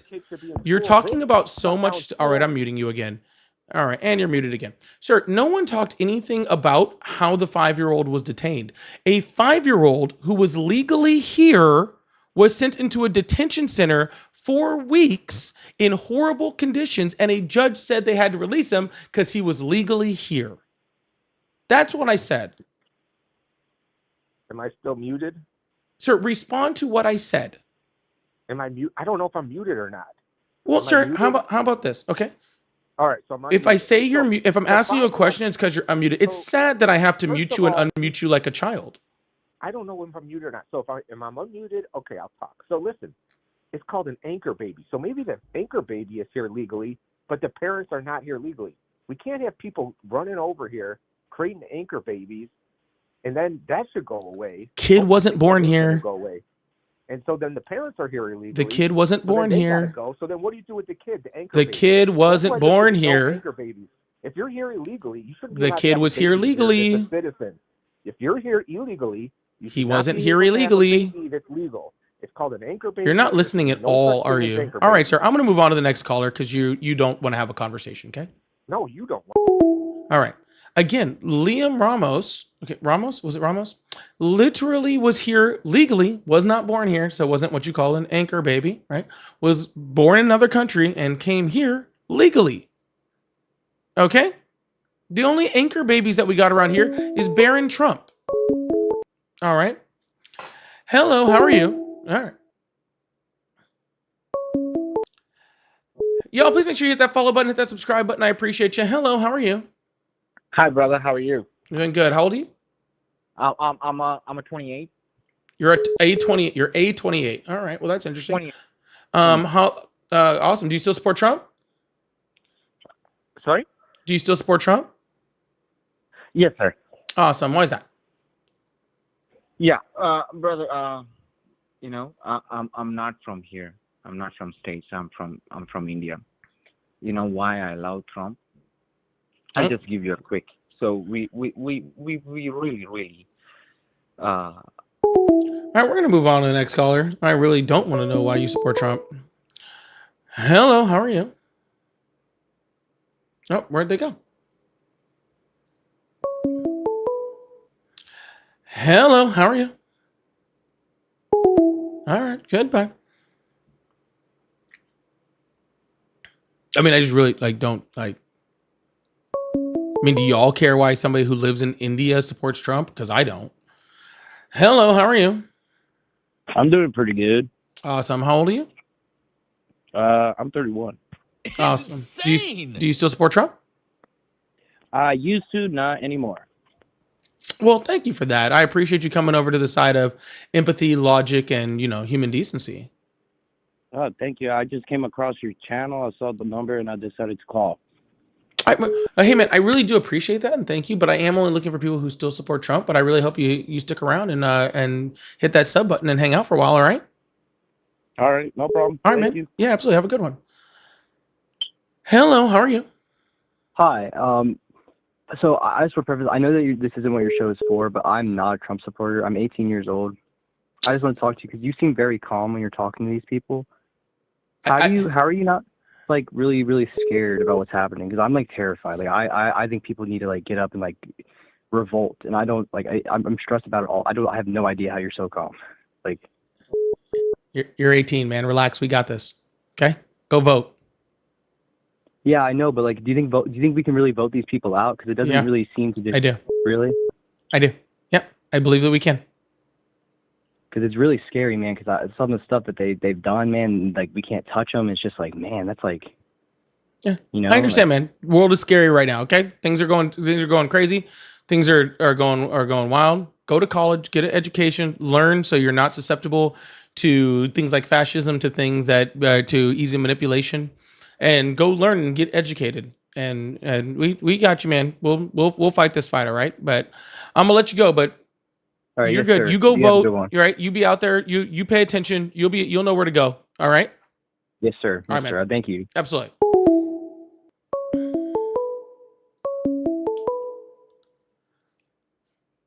Hello. How are you? Good. Oh no. Go play with Legos, kid. Woo! That kid was actually, I think, in diapers. I'm the problem. Thank you so much for the $50 super chat. Big W chat for I'm the problem. Thanks, Heathen. I appreciate you. So this guy is too stupid for us to talk to. By a long shot. He definitely was. That dude was wild. Thank you so much. Big W chat. Jesus Christ. Guys, you have to let me answer the phone. If you're calling in multiple times, you have to wait for me to actually answer. You can't hang up after like 2 rings. Then I'll never hear you. All right? It doesn't work that way. Thank you so much again, Heathen. I appreciate that. Hello, how are you? Good. How are you? I'm doing excellent. How old are you? This? How old are you? Oh, are you on YouTube? I am, sir. How old are you? I'm 40. Awesome. Do you still support Trump? I just turned 40. Do you still support Trump, sir? What's that? Sir, are you with us here? Hello, do you still support Trump? Yeah, I support Trump. Awesome. Why is that? Yeah, I do support Trump. Bruh. Yes, I do. Bruh. Bruh. I dead. Hello, how are you? Hi, man. What's up? How old are you? 19. No, you're not. I'm in college. What college you go to? I won't disclose that, but it's near Pitt. Hello, how are you? Hey, how you doing, buddy? I'm doing great. How old are you? 58. Awesome. Do you still support Trump? Do I support Trump? Yes. No, I have to say no. That's not why. No, I don't support Trump. I saw you had it posted, but it was just more of the conversation that I heard, where some of the guys you had calling in in their responses. And I just felt like I wanted to give you a call. I had watched you a couple other times. And no, I don't support Trump in no kind of way. None of his administration. They're all incompetent. They're all of likeness. And I just feel like the type of man that he is, Sir, he needs to be sir, I'm so sorry. I know I really don't want to cut you off. I'm not trying to be mean, but I really am trying to get along to somebody who supports Trump. So I do have to let you go. All right. Oh, so you're looking for something out of them. Well, no, sir. This is Okay. about having conversations with people on the other side, not about having conversations with people on my side. I do times where I have conversation with people on my side, but it is to have conversations with people on the other side. And that's just what this platform is for. But I hope you have a good one, okay? No, that's good. I know what I need to do. All right. Hello, how are you? What's up? Hello, how are you? Hello. Good, good. How are you? I'm doing great. How old are you?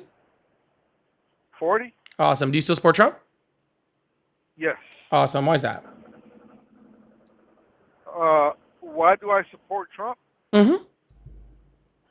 I support Trump because he's against a lot of evil, and if you believe in Jesus, you believe that what he's doing is different from what we believe in. You know what I mean? It's he's against it's more of a moral thing. You do realize that Donald Trump is not a Christian, right? No, I know. I mean, he's not Christian, but at least he supports Christians. He supports Christians. So you think that him not being a Christian is more supportive than his opponents who literally are Christians? Who like who? Kamala Harris was a Christian. Joe Biden was a Catholic. Yeah. Yeah. But the thing is, do you see? I mean, if she was a Christian, she wouldn't be supporting abortion. Why? The Bible supports abortion. Nope, the Bible is against abortion. No, it's not. Numbers 5 literally gives instructions on how to give an abortion. Well, I mean, children were being sacrificed to other gods back in the No, Old this Testament. is literally instructions from God to a priest, a priest from the Bible on how to give abortions to women.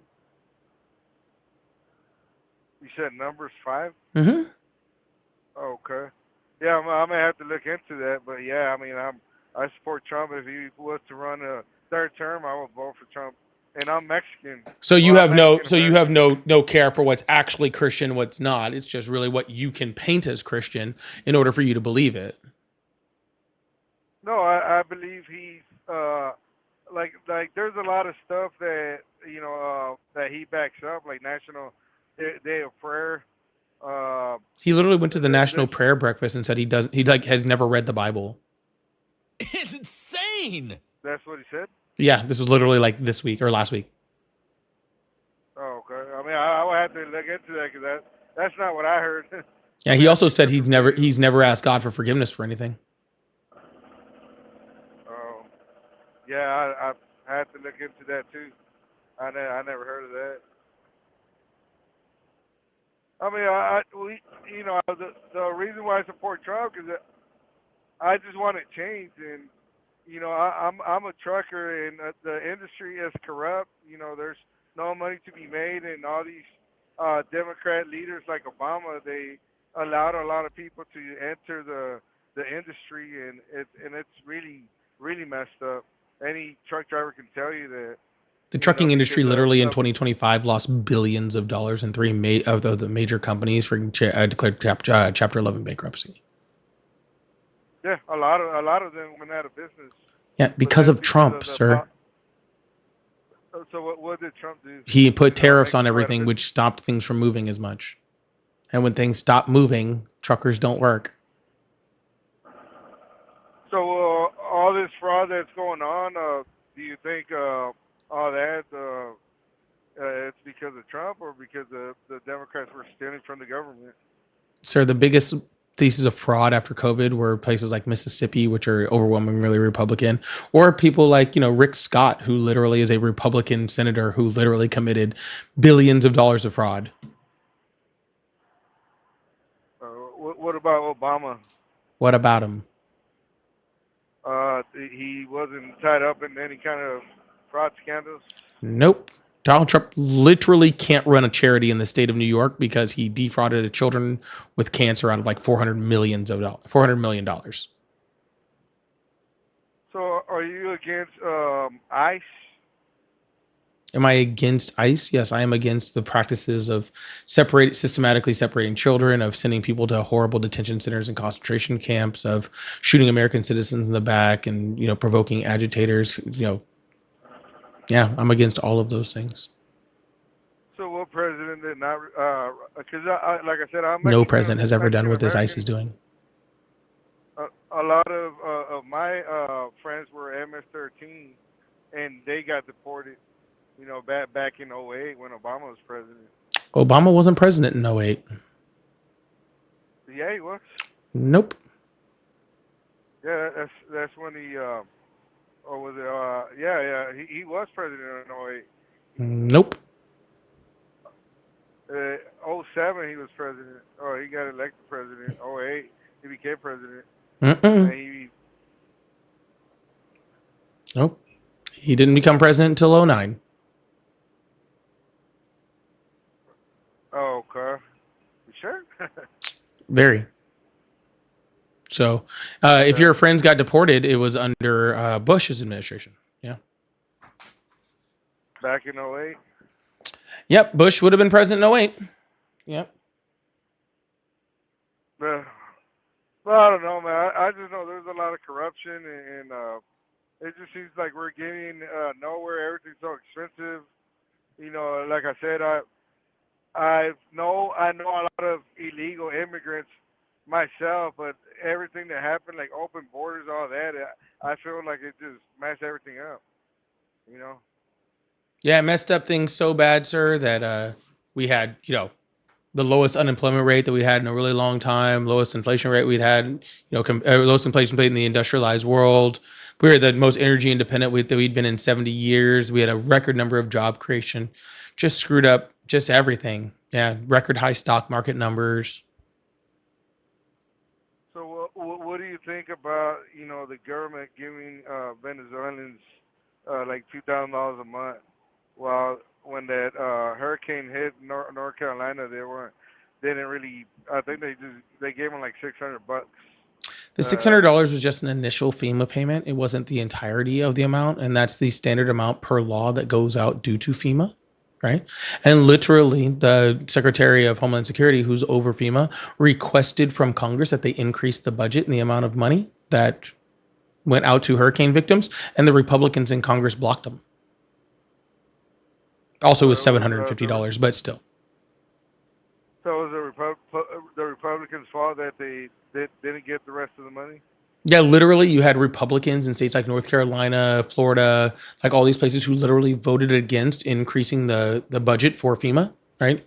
For adding money to it, even though those states are the ones that are most likely to be hit by hurricanes. And so when hurricanes like Milton came along, and I forgot the other one, there was another big hurricane that went through Florida.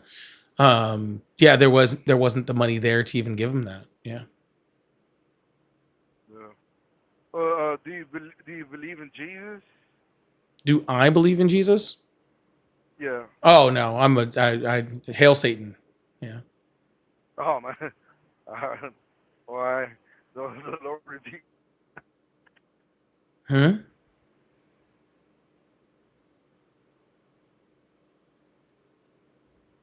Hello? Were you raptured? Did Satan come get you? Can I get 666 in the chat?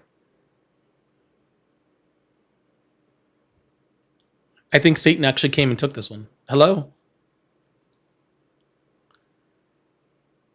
It finally worked! It finally worked! Satan came and took one in the middle of the conversation.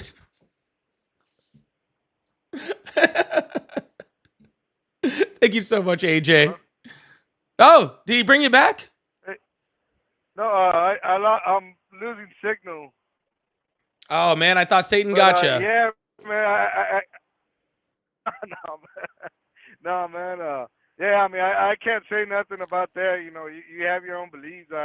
I believe in Jesus, so I guess that's the difference of our different way of thinking. You know. Sir, I don't believe in Christianity, but yet I voted for a Christian. You believe in Christianity and you voted for somebody who's not. Oh, okay. So I don't really know what this has much to do with it. Literally, Kamala Harris was like an actual real life Christian, like in this world, and you didn't vote for her. But Donald Trump, who's never read the Bible, who says he's never asked for forgiveness, doesn't know anything about Christianity whatsoever. Literally, that's the person you voted for. So it's just kind of strange, right? When we talk about like Christianity, when it comes to these things, like you seems like you're kind of on the wrong side of things over there, but. Anyways, man, I'm going to move on to the next caller. I hope you have a good one, all right? Okay. Thank you. All right. All right. Y'all, please make sure you guys hit that follow button, hit that subscribe button if you haven't already. I really appreciate you guys. Thank you so much. Thank you guys all for the 666 stuff in there. Looks like I thought the Antichrist had came and got him. I thought it was there. Y'all, if y'all would like support, I really do appreciate you guys. We're almost through this hand hearts goal over here, so I'd really, really appreciate if we could clear that off. Also, if you'd like to support, do super chats, super stickers, pay links in the bio. Oh, there was one over here I got too. I got to make sure. Colin, thank you so much for the $3. Said if your Uncle Jack was stuck on a horse, would you help your... I shouldn't have laughed at that as much as I did. I can't read it out loud, but it is funny. And I laughed a little bit too hard at that. I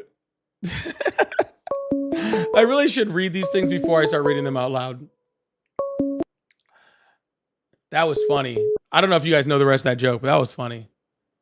If your Uncle Jack is stuck on a horse, would you help your Uncle Jack?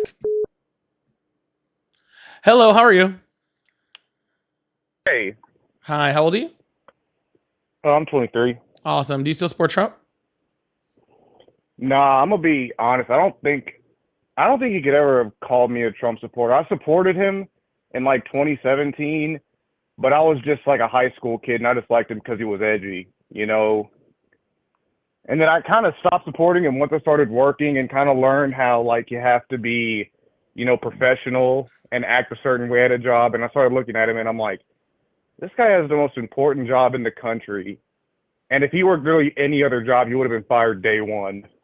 Literally day one. But not only was he not fired, but they literally put him back in office. It's pretty crazy. But yeah, man, I'm going to move on to try to find Trump supporter, but I do appreciate you, all right? Real. Thanks, man. Hello, how are you? Doing great. Awesome. How old are you? I'm 26. Awesome. Do you still support Trump? Oh, yeah. But I just wanted to ask, have you had your testosterone levels checked? Because you seem like you're kind of effeminate. I actually am very familiar with all of my hormones. Yeah. Pretty low, right? No, like, actually, like a chick. just about average, honestly. Like average like a chick, right? Average like a chick. Do you know what the correct hormone levels for a man are? way, probably. No, like, do you know the number? Like, do you know what number it is? You're like 112. I'm like a 112. You like have zero idea whether that is correct or not, do you? You're about like 10 to. Sir, can I just give you a piece of it? Oh shit! Can I give you a piece of advice? Also, can I give you a piece of advice? I know you're. Sir, can I give you a piece of advice? And my advice would be. Sir, it is your last chance before I hang up the phone. Can I give you a piece of advice? You gotta stop being. All right. So here's my advice, sir. If you're in love with a man like me, okay, if you're in love with a man like me, just come out and say it, right? Don't try to talk about how you think I'm effeminate or how pretty you think I am or start talking about my genitals or anything like that. It's just weird. Like, just man up and be like, you know what? I think you're hot. Okay, I already know that. All right, so it's not really going to surprise me. But you can just be like, I think you're hot, right? And I would love to date you, all right? And I would be like, sir, thank you so much. I really do appreciate that. I think that that's very sweet of you, for for thinking about me like that. I really do. But unfortunately, I am straight, so I can't help you out. But hey, maybe I hope somebody, finds. But this whole like weird, like little, like I'm gonna poke at you like a high school like kid. It's just Like strange. 112. Okay, it's The just T very levels are like weird, and I 112. don't find it very Maybe attractive. All right. the So, Nazi sir, accept, you gotta be more like 300, sir, 600 sir, or sir, better. sir, So the sir. 112 puts you. All right. Well, I'm gonna have to hang up the phone on you then, guys. There is a reason MAGA keeps crashing Grinder. All right. There's a reason why MAGA keeps crashing Grinder. Just come out and say it. Like, don't be a whole bitch about it,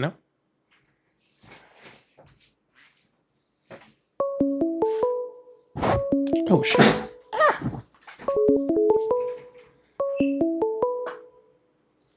Hello, how are you?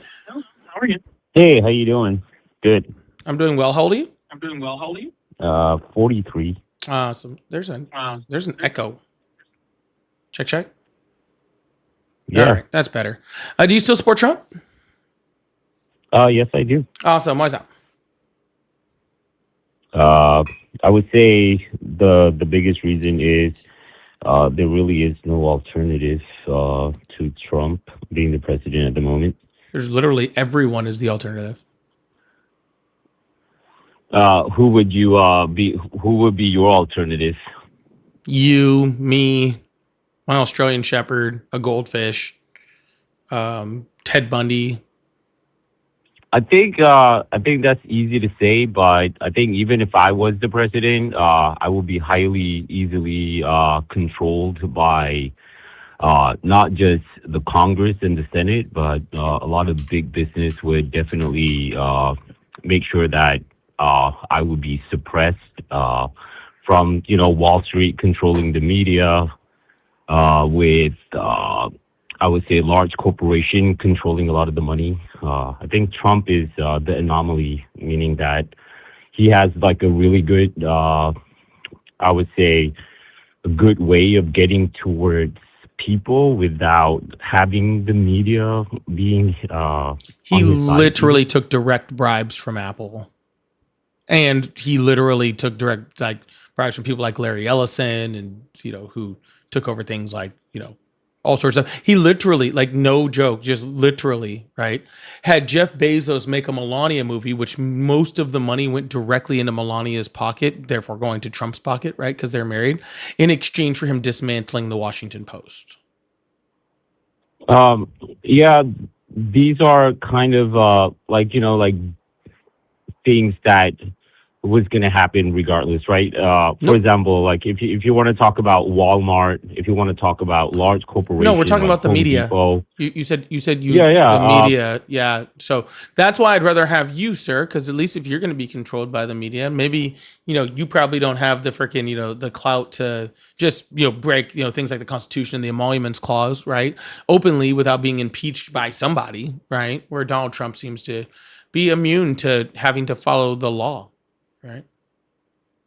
I feel that is a little bit of a vague statement. I think Trump is succeeding in getting more people to support him than us or anyone else is basically because he is able to bypass the mainstream media that's controlled by Wall Street, right? I feel Trump resonate with a lot of people who are on, let's say, the Main Street folks, right? People who own small businesses, people who work for small businesses. These are where a lot of the people are supporting him, me included, because most of these Wall Street owned corporation, including the media, really are in it for themselves, right? Are really in it for the shareholders or the stockholders and the monopoly, right? If you look at Uber, if you look at DoorDash, if you look at even Turo, right? They're all owned now by the same large corporation. Small businesses just got their ass literally handed to them in 2025. Who got their ass handed? Small businesses. Yeah, there was literally like a million small businesses that went bankrupt. I think it was actually over that in 2025 due to Donald Trump's tariffs. this is kind of true, but the tariff is really the response of what Wall Street did No, it's to a United response States, right? to Donald Trump putting in tariffs and not understanding the world that we live in, and he's fucking over No, the small tariff. businesses. Sir. I don't know what you're talking about. Donald Trump's disapproval rate is like 53%. He has an approval rating of like 38%. Nobody is like, this isn't like some big support. He has a cult following of followers that support him no matter what he does for some reason. And I don't understand really why you guys do it at this point. I thought maybe, the Epstein files would have been the killer, or, maybe the fact that he says he's not a Christian would have done it, or, any of these things. But I don't know. You're just kind of going off on this little diatribe of just like saying shit, but none of it actually checks. So why do you support Trump? Again, I'm going to reiterate this, is that Trump is the only president that is going against Wall Street. How is he going against Wall Street, sir? He is literally beholden to Wall Street. He literally talks more about what the freaking what the stock market is doing than literally anybody else. He literally takes bribes from like some of the biggest freaking companies. Right? Is a direct hit on Wall Street. It's the way Wall Street do business. It's looking for the lowest bidder, the lowest cost. Literally bidder. have like record high stock market rates. Everything gets imported out from Southeast Asia, from record China, high stock market rates. Yes, and this is exactly why the stock market is growing again. Is that a lot of small business who are now back in Wall Street are getting all the capital. Sir, which one is it? Is Wall Street failing or is Wall Street not failing? You can't have both, sir. You were trying to tell me that Wall Street, that Donald Trump is attacking Wall. If you look at Wall Street right now, all of the large companies are losing their value. Listen, hello, listen with your ears, not with your mouth. You are both saying simultaneously that Donald Trump is attacking Wall Street and hurting Wall Street, and then simultaneously in the same sentence telling me that Wall Street is doing great. Okay? You cannot have both, and I am really getting tired of whatever you're trying to tell me. So can you please make a coherent point so that we can move on, because I'm not going to listen to this for much longer. Okay, so I'm going to say this as simple as possible, okay? If you look at large corporations, okay, I'm not saying that large corporations do not exist outside of Wall Street, but for the most part, large corporation in United States, for example, Walmart, for example, Home Depot, and the top maybe Forbes 50 or the Forbes 100 companies, these are all the companies that are being affected the most by the tariffs. And why does the tariff affect them the most? It's because their business model is to import labor, is to outsource, data or call centers or building their electronics overseas and then importing them back to United States. So when they're still doing Trump that, creates a tariff, when they're still Trump doing creates all a of tariff, that. the large corporation have to pay in back into the government instead of keeping the profit. Incorrect. The Instead Kiel of keeping Institute, the profit, they have Kiel to pay Institute the government. just released a study that said over 90% of the cost of tariffs is paid by the American consumer. Whoever pays the tariff keeps the money inside of United Who States. pays right? the So tariff that's reason is number one. you and me and the, let's see, between all the lives, about 2,500 people that Yes. are watching this live. Walmart doesn't pay the tariff. Amazon doesn't pay the tariff. We pay the tariff. The consumer pays but the when tariff. we pay the tariff, Walmart is the still money doing stays just in fine. United States. It was when always, we don't pay sir, the tariff, the money goes to China. The money goes what to are India. you The money talking goes about, to sir? Southeast The Asia. exact same amount of money that was going to China is the exact same amount of money that's still going to China. What are you talking about? If there's a freaking phone that's made in China and the Chinese were selling it to us for $500 and Donald Trump puts a 100% tariff on it, then guess what? $500 for each of those phones still goes to China. Just another $500 goes to the American government from us. It's just paying more taxes. That's all it is. It's just the American consumer paying more taxes. That's all it is. The corporation now have to subsidize the cost.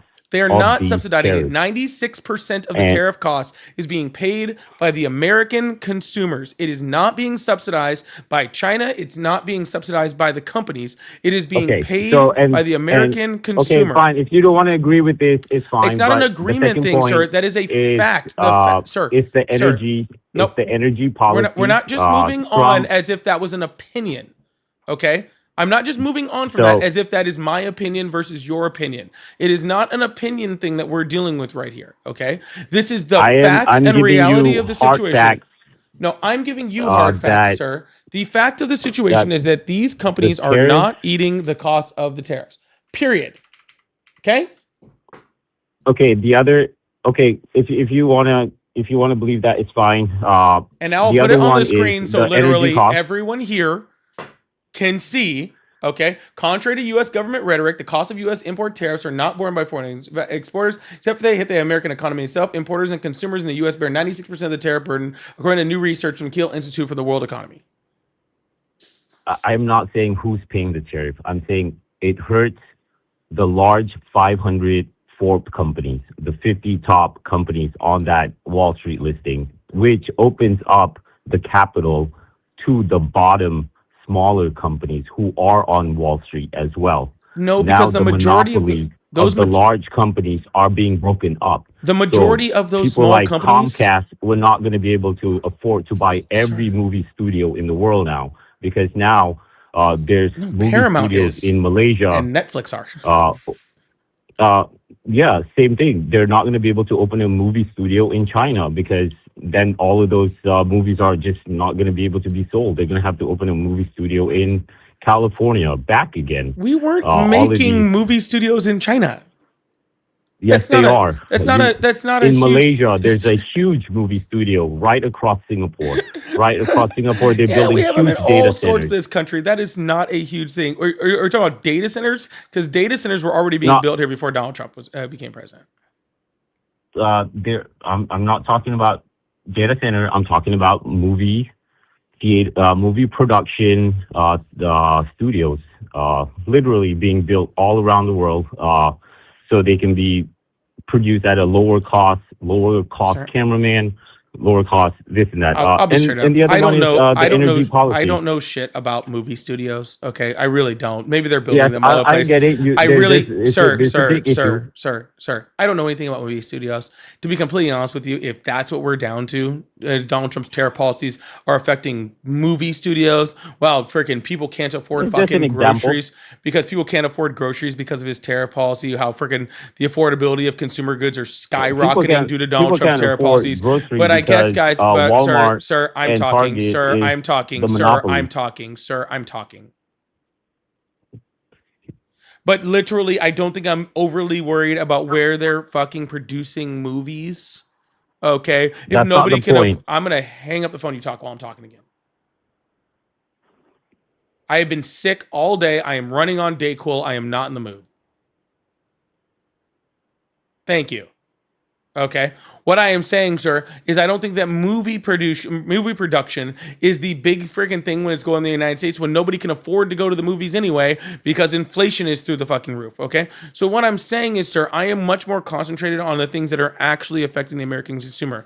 Groceries, right? Your consumer goods, your brooms, your mops, your Swiffers, or anything else like that, right? Those are things that are much more, much higher direct effects than any of this stuff you're talking about. And those things are not coming back to the United States due to Donald Trump's tariff policies. At the same time, okay, these small businesses who actually are American small businesses who are producing tons of goods are going out of business at a record rate because they can't produce in China and it costs too much to retool a factory in the United States to be able to do it. So they're just going out of business. And when those small businesses go out, what that does is that feeds the economic numbers for places like Walmart, for places like Amazon. Those giant companies can cover the cost. They can freaking, they can raise their prices. They can even subsidize if they need to. They can work off of months of inventory and they can survive the tariffs. Small businesses can't. Okay, I agree that you are really getting close to to the truth here is that there is a fundamental problem with the way the economy of the United States is going right now, where large corporations can survive. These suppression, these tariffs, these federal government pushing companies to repatriate their production back into the country so it can create jobs and it can create business that can support the supply chain. You are getting close, and the tariff is like a little small catalyst that will force large corporations to rethink their strategy of keeping the supply chain overseas. And over time, small businesses are going to be able to compete again as the cost of producing in United States would match the cost of producing it overseas with the tariff that the large company can afford. Okay. This So is no, what I you're meant getting by close. Trump trying to break No. up the large Wall Street monopoly over our economy. So no, sir, I'm not getting close. You're getting close. I'm already there. Okay. And the truth of the matter is that these tariff costs are not going to do that for multitudes of reasons. Insane. One, okay, the tariff costs do not make up for the labor costs or the cost of natural resources in order to make these products. So they're literally, even at 100% tariff, won't cover it to a point where it changes the manufacturer, changes the structure of these companies. Two, the Supreme Court has yet to even rule on whether these tariffs are legal. So therefore, even if so there's a good chance that sometime this summer the Supreme Court rules that all of these tariffs just go away. So now, therefore, none of these companies have a reason to change their business model in order to accommodate a policy which might not be here in 6 months. Not to mention the fact that most of these factories are going to take, 5 to 8 years in order to, move their factories, to retool their factories, to bring them to the United States, even if they wanted to do that and all the rest of the stuff I said wasn't true, right?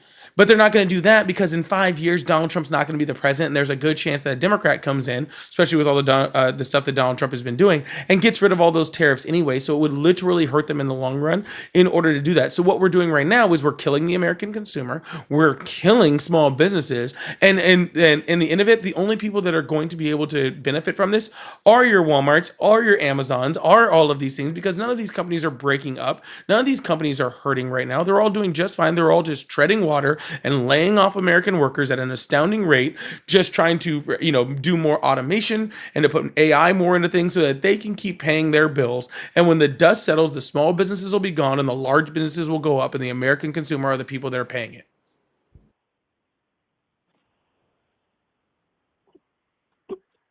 I agree with what you're saying, and I am glad that you're saying this to all of the listeners out there, is that the biggest problem that our economy currently has is the large company that has a big monopoly over the everyday lives.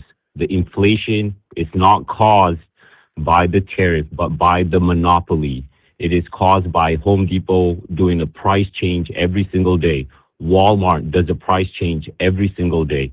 All of these grocery stores that have already put out all the small businesses in the last 20 years to 25 years, we have lost all of the small stores. It did not happen when Trump got elected. Trump got elected because all of these alternative stores have disappeared due to very bad policies that Wall Street injected into this economy by controlling the Congress, by controlling the senators, by lobbying all of these people in. And Trump is the anomaly that we finally got. He is that bowling ball that got thrown in to this lane where the disruptor of this system, where Wall Street was somehow able to successfully, they were able to control the entire government outcome. They were able to control how the Congress would make laws, how the Senate would push on laws very quickly, and then whoever. No, sir. All of those things happen that you just said because of deregulation within our market, right? That's why they all happen, and that deregulation happened due to Republicans. Okay. It is Donald Trump and his party that were the people that deregulated all of these major corporations, allowing those major corporations to eat up smaller companies, right? And then, yes, that gave them monopolies on the market, but that happened because of Republicans and because of Donald Trump, not in spite of him, right? And Donald Trump isn't doing anything to combat that. Donald Trump is continuing to deregulate the market, continuing to allow large corporations like that to continue to do the things that they've already they've always done. The tariffs are inflationary, right? But the tariffs are just a small part of the things that are inflationary, right? The overwhelming thing is deregulation causes monopolies. Deregulation causes these large corporations to be able to eat up small companies. And until we start getting politicians in there who are willing to re-regulate the market, right, we're not going to see that flourish. But you supporting Donald Trump as somebody who is somehow getting like through that is absolutely insane, sir. Donald Trump is the king of deregulation, of capitalism, of doing whatever the heck he can in order to make a dollar. He is the epitome of a capitalist, all the way down to suing the American government for $10 billion in order to just take money directly from the American consumers. Okay. So I think that you need to really rethink what Donald Trump is doing, because it sounds like you have a very skewed view of how Wall Street works within our government, and how things like Citizens United work within the policies of our government, right? And how money works within our political system, because it is the Republicans that are the ones that are causing that, and conservatives as a whole are the ones that are doing that, sir. But hey, I am going to move on to the next caller because I feel like we are walking in circles now. But I hope you have a good one. Okay? Yeah, before you, just one last thing before you move on. I would say that you also touch on a very good subject about regulation and deregulation, and just keep on talking about these topics, about the monopoly and about the regulation. What truly happened was not deregulation, but there's more regulation in the market than ever before. You cannot even get anything in this country now without any type of large scale regulation that a small business would highly unable to pass on. There's a lot of gatekeeping in the economy now. There's a lot of different regulation that keeps small business out of business, and really the regulations are made in a way where these large monopolies are the one who could only be the one that could comply to these regulations. From a small mom and pop pharmacy, you don't see them anymore because Walgreens and CVS have bought out all of them out, and then we've changed the regulation. We've already done this part. I understand that large corporations have done this. That has happened over a long time, over attrition due to deregulation. Okay. That is what has happened. And also, okay? But sir, I am going to let you go and move on to the next call. The energy policy of getting oil prices back in the world circulation as being low cost, not just for United States but for the whole world. Getting petroleum prices back down to where it's supposed to be without it having a spike like during 2012, where it was up to like close to $7 in some states. And I think this is the other reason why Trump is getting a lot of support, including for myself, where he actually sees the long-term benefit. Yeah. We literally in 2024 under Biden produced more oil than any time in American history. We outproduced Saudi Arabia. Okay, we're the most energy independent we had been in 70 years. Okay. I don't know what you're talking about when it comes to Trump and oil prices being better. Biden's oil production in the United States was record numbers. Okay. We literally had more oil than we could refine. All right. Well, the reason why gas prices went so high is because Donald Trump capitulated to big oil, making sure that he negotiated the OPEC Plus deal. Okay, which was what set off the high energy prices that happened between the years of like 2021, 2022. Okay. So Trump's oil production is not better. It's not good. His prices are not good. Okay. He just, for the majority of the time he's been president, they were higher than when he took office. All right. So it's just simply not true. But I want to move on to the next caller. And I don't know, like, I'm not trying to be like a jerk or whatever, but like I said, I have been sick all day, and there's something about your voice that just makes me like want to go to sleep. Maybe I need more Dayquil or something. But I feel like I had this science teacher when I was in high school forever ago. Great science teacher, really was. Had the most monotone voice, and he just would put me to sleep. It's the reason why science isn't my strong suit to this day. Like straight up, because it just puts me to sleep, man. Oh goodness. I'm sure he was a nice guy. It's fine. Maybe it's just me. It's me. This is on me. This is a me thing. Okay, this is on me. I've been sick today, so I'm like, maybe I need to take some Dayquil and jump into this thing. All right, y'all. Please make sure you guys hit that follow button, hit that subscribe button if you haven't already. I really, really appreciate you guys. Thank you so much. If you guys are over on TikTok side, let's get this thing up to, what are we at? What? Oh, I can't see my. Oh, we're at 213,000. Let's get this thing up to 250,000 likes. I really appreciate that. And if you guys would like to help me light up my live gift goal, this is the start of a new week, so we are trying to light up the gift gallery. So go up to the top, up on the left, hit that live gift gallery if you want to see something that you can light up and you can help support. I really appreciate that. Also, if you'd like support over on YouTube, I do have super chats, super stickers, all that fun stuff. And I have pay links in the bio. So if you'd like support through any of those ways, I really appreciate that also. We're going to hit up a few super chats before we move on. Allison, thank you so much for the $10 super chat. I really, really appreciate it. Oh, I got the level up over there too. Heck yeah. Thank you so much, Allison. Terrell, thank you so much for the $5. That it was literally mocking a disabled person for me. You know, that really should have been what it was for everybody.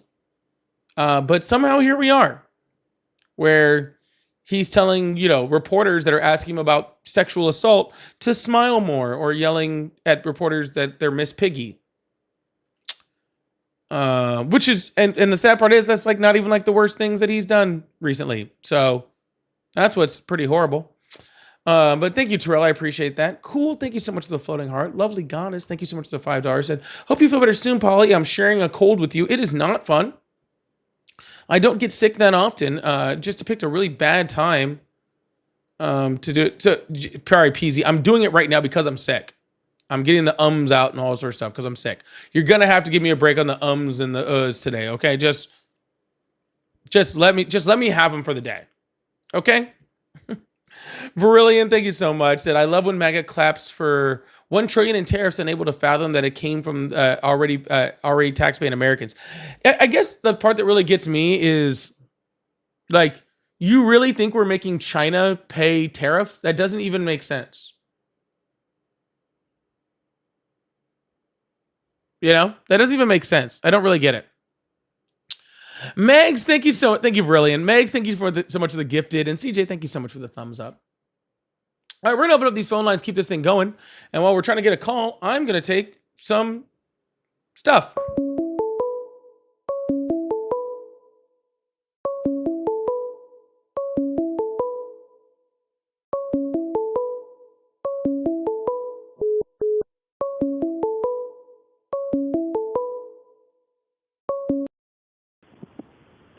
Hello, how are you? Hey, what's going on, man? Not too much. How old are you? I'm 40. Awesome. Do you still support Trump? What's that? Do you still support Trump? So not for the reasons everybody else does, I guess. You like him because of the picture of the Obamas he posted, huh? No, negative. That's why you still support. I mean, as somebody who, are you a black man?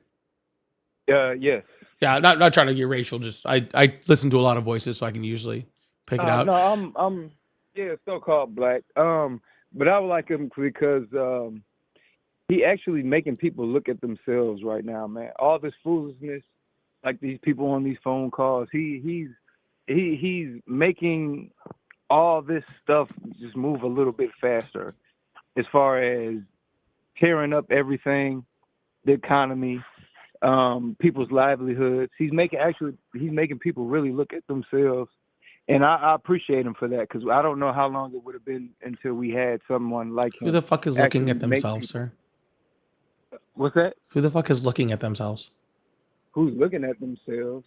Yeah, we literally had 6 million people turn to an alternate halftime show, so they didn't have to listen to Spanish while they watched a dude lip sync who sings songs about how he likes, girls underage. Nobody's looking at themselves, sir. There is 30 to 40% of Americans, for some odd reason, that do not give an actual shit about what Donald Trump does, what kind of racist rhetoric things he does, like, or racist things like he does like that. And what you're arguing for is like a semi like accelerationist argument, right? And it's not happening, sir. They're just allowing the bigots to be bigots. Man, you know what? I can't totally disagree with you. You know, but honestly, man, you know, I'm gonna say this and I'm gonna get off. I'm gonna let some more idiots get on here, man. But I'm just really, really thankful for this idiot right now. You know, because there are a lot of people, you know, outside of these. Bro, there's so many people out here getting their shit together in this area. There's so many people who have actually linking together and trying to actually plan and build for the future outside of this idiot making America the worst it's ever been. But yeah, man, I'm gonna go ahead and I'm gonna continue to watch the show, and God bless, bro. All right, man. Have a good one. All right, we're gonna keep this thing going. I really appreciate you guys. I don't really know what just happened there, but we're gonna keep going. Gloria, thank you so much for the $10. Said keep up the good work. I really appreciate that, Gloria. Thank you so much. W's in the chat for Gloria and Burns a lot. Hopefully not when you pee. Said, do they think prices will go down when tariffs end? They will not. I think we already learned our lesson on that. That's not the way things work. They're just going to stay exactly where they're at because when the market decides that's how much you're going to pay for things, then people keep paying for them. That's capitalism, baby. But really, if it burns when you pee, get checked out. There's pills for that. I also do want to remind people too, just to let you guys know, if you guys are on YouTube and you're watching me on the Portrait Live and you would like a little bit more of a calmer viewing experience, I do have a landscape live, especially if you're watching me on a TV or watching me on an iPad or something like that. You could have a little bit of a better viewing experience. So first of all, hit that follow button, hit that subscribe button, do all of that stuff. And then you can actually go to my profile and you can see me over there too. So if you would like to check out that live, go over there. It's not for everybody, but it's a little bit of a calmer viewing experience, a lot more friendlies and stuff over there.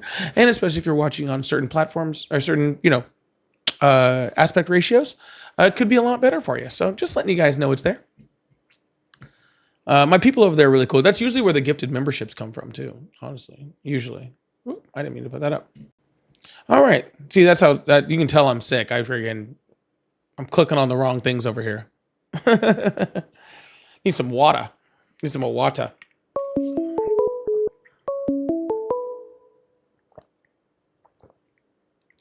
Hello, how are you?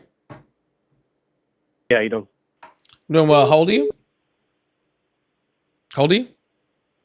42. Awesome. Do you still support Trump? I do support Trump. I support the Republicans. I would say that my vote was equally split to get JD on deck, to go for Trump, and to not go for Heels Up Harris. Heels Up Harris. Wow, you just jumped straight to the misogyny already, huh? Yeah, well, I mean, it was the term that was coined but in the tabloids for her back in the 90s when she was 29 and dated a 60-year-old person in California that was married. You mean like Caroline Leavitt? To get in her positions. Caroline Leavitt dated somebody 30 years older? That's news to me. She's literally married to and pregnant by like a 70-something-year-old, and she's like in her 20s. Okay. Like or how about all the girls that Donald Trump has been with that are like 50 years younger than him? Hey, listen, it's a U.S. tradition that some people take part in, and I don't really. Oh, that's crazy! How way. When Donald Trump does it, it's a U.S. tradition that people take part in. I'm not saying I support I'm not saying I support that. Shh. So when Donald Trump does it, it's a U.S. tradition that people take part in. If Kamala Harris does it, she doesn't deserve your vote. Isn't that strange? You know what that's called, sir? That's not what I. Do you know what that's called, twist sir? my words if you want. Do you know what that's called, sir? Do you know what that's called, sir? Do you know what that's called, what's sir? It called? It's called misogyny, sir. It's That's called fine. misogyny. I'm a misogynist. You call me a misogynist. I'm okay with that. I'm sure you are. So what topic would you like to talk about? How you're a bigot and a piece of shit. Yeah. That's cool. I'm all right So with that. was You're it a your fucking parents' soft fault man. for raising you poorly, or were they just siblings and couldn't help it? Could be a little bit of both, but my life's doing pretty goddamn good since Trump got in office, and I love watching this shit every single day across the country. Oh, cool. I like watching all the Well, you fraud can get watch it down. from someplace else because I don't want to fucking talk to you. All right, we're gonna move on to somebody else. Hello, how are you? Oh, pretty good. How about yourself? I'm doing great. How old are you? I'm 31. Awesome. Do you still support Trump? I do, and there's a couple of reasons why, and it's not because of his personal, how he carries himself. He's a shitty human being. He's a horrible business person, but he does have some policies that, for the average American, and when I say average, I mean rural Americans, that makes sense. And there's a couple of statistics, you know. Literally, there's hundreds of rural hospitals that are closing due to his policies. You know, in the area that I'm in, and it's a very rural area. I don't know if you can tell by the way I talk, because I do have an accent. It hasn't affected home, if that makes sense. Because the policies haven't taken all effect yet. Yeah. So policies aren't instant, sir. I get that. You do realize there's and, over you know, 300 rural hospitals in the United States that are about to close because of Donald Trump's reduction in Medicaid funding. Or if you want to talk about more rural things, right?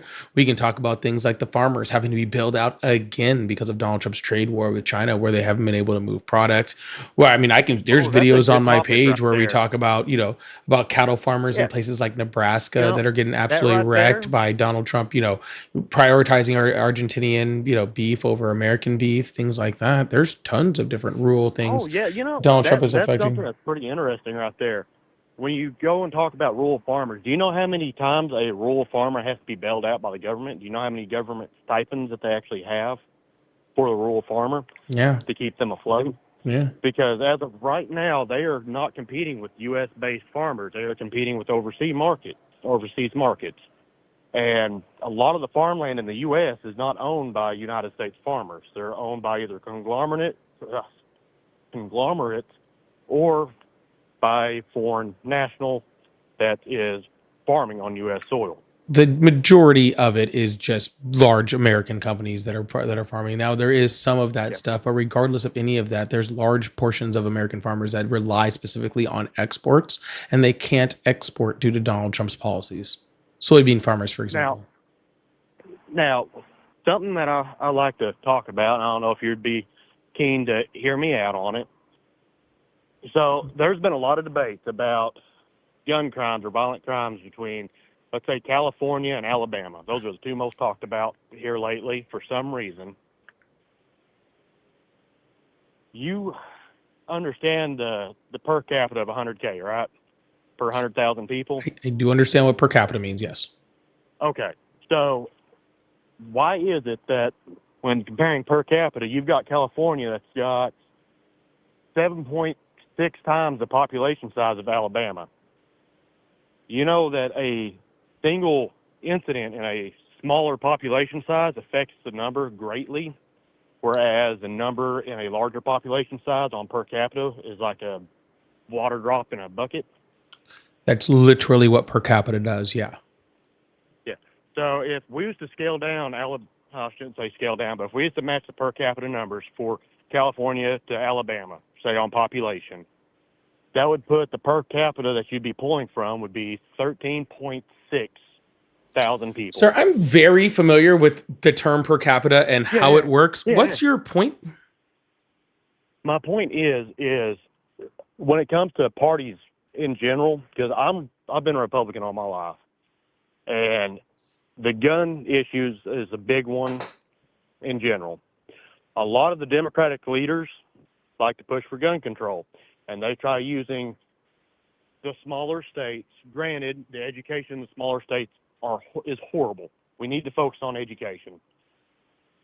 The way Donald Trump handled education was absolutely horrendous, for one. But it's something that there needs to be a common ground where, Sir, we just spent like a whole bunch of time talking about per capita. What was that for? So, would you say under a Democratic president or a Republican president that violent crimes are more likely to happen or less likely to happen? I don't think that the president of the United States is overwhelmingly the catalyst behind violent crime in the United States. How about the Democratic leadership to Republican leadership in general? I don't think that those are the catalyst. You know what the number one catalyst for crime in the United States is? Or in anywhere for that matter?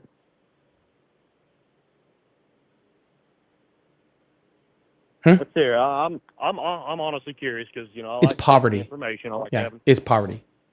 Yeah, crime is more likely to happen in places where you are poor, right? Where people are poor, right? Now, democratic policies tend to lend more to making people, to having stronger social safety nets, right? To make sure that people, are not always as poor, right? To raise like the floor of of income, like there's like universal basic income and other policies that Democrats have tried to push for, haven't gotten to, things like universal health care or low cost childcare. Those things keep people out of, help to keep people out of poverty, and therefore when poverty lessens, crime lessens, right? So that's I'm sorry for just interrupting you. no, but that's just generally where crime exists more. So if you have So- especially if you have high density, right? So if you have high levels of poverty and then high density on top of that, then it's just a bed for more crime. It is, and doesn't really matter who's in power. the best way of putting it, Democrats do have some pretty good policies that they try to push for. They're great policymakers. They're bad at pushing the policies and making it where you want to do it. That's like, with Bernie Sanders back in 2016, I think it was, when he was running against Trump the first time. I don't know, 2012. Well, his biggest policy was free education, free college, cover college. As a Republican, I don't want to cover everybody's college without a condition that they have to graduate with a degree. Are you okay with covering everyone's high school, or are you only covering their high school if they graduate with a diploma? High school should be covered regardless. Why do you have a stipulation on graduation for high school and not for college? I'm saying for college. That would be the stipulation. Sorry. Why do you have a stipulation for college but not for high school? A lot of individuals, and this is from personal experience that I'm pulling this from, not from no national statistic, a lot of people chase college for useless degrees. You consider them useless, but just because you consider them useless doesn't mean that everyone considers them useless or that society considers them useless. How many people do you think right now is currently enrolled in a liberal arts degree? Sir, what's a liberal arts degree? Name one. Let's see. How about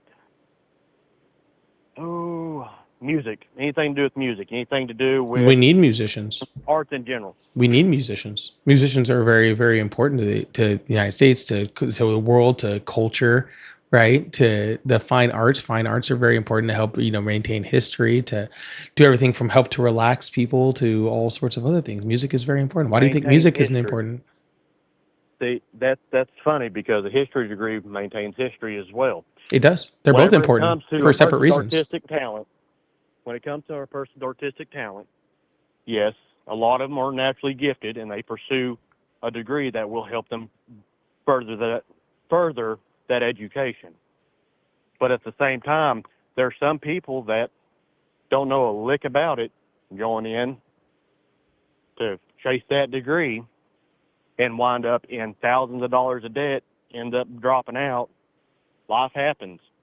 But at the same time, if I'm having any increase on the taxes I'm paying in, why should I cover that person's? Because you need someone to college if they're teach not high putting school in? music.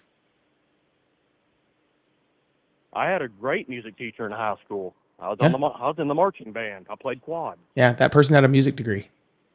Most likely. Had a teaching license. I went to school in Oklahoma. I mean, That's fine, sir. It's one of the worst states. Sir, first of all, I don't know what percentage of people in the United States get degrees in music. I would assume that it is insanely small. It's insanely small, right? It is insanely tiny, right? But the people that do it are actually important to our society, right? And if they go off and they get a degree in something, whatever, and that is not, beneficial to them financially in the future, well, then that's more on them, right? But what they get their degree on isn't important, right? I would think, right, that the majority of people, if college was free, would want to go into businesses or, go into studies that make a lot of money, right? And somebody with a music degree, Doesn't. So if somebody has that passion for music and they want to go and get that music degree, then that's fine, because people with music degrees can learn all sorts of things. I got told one thing that was a long time ago, which I think is super, super important, right? There are certain degrees, like, if you're going to be a doctor or you're going to be a lawyer or you're going to be an engineer, it is very, very important that you learn, very specific things, right? Like, I don't want a doctor that did not go to medical school. I think that's very important, right? But what degrees really show people and show employers and show all sorts of, things is a whole different, is just a set of skills. One, it shows them that you know how to critically think, right? Two, it shows them that you know how to complete something, right? That if they assign you a task, that you know how to, that you will actually complete that task. Oh man, I just lost my train of thought on the third one. That you have the ability to learn, on a higher level, right? You mind if I interrupt for a second? Well, 1 second. All I'm saying is that you have the ability to learn on a higher level. So if I'm an employer and you have a degree, and I'm not saying degrees are everything. I'm not saying that degrees are important. I'm not saying that degrees make you smarter. I don't think any of that stuff, right? It does teach you critical thinking skills. And I do know that if I hire you, like for like a job to work for me, and you have a degree, it means that I can teach you how to do the job, and I know you know how to learn. Right. And I think those are important. And that doesn't matter whether you're getting a communications degree or a music degree or a history degree or any of those things. I know those facts about you just from you having that degree. Okay. And again, this is not me saying that it's all everything. I'm just saying it is important. Okay. Based off of our conversation for the short time, would you think that someone like myself would have any type of degrees? I don't know what you have, sir. I know plenty of people from Oklahoma, from rural Oklahoma, that have degrees. That doesn't bother. I graduated from the University of Oklahoma. Okay, Boomer Sooner. All right.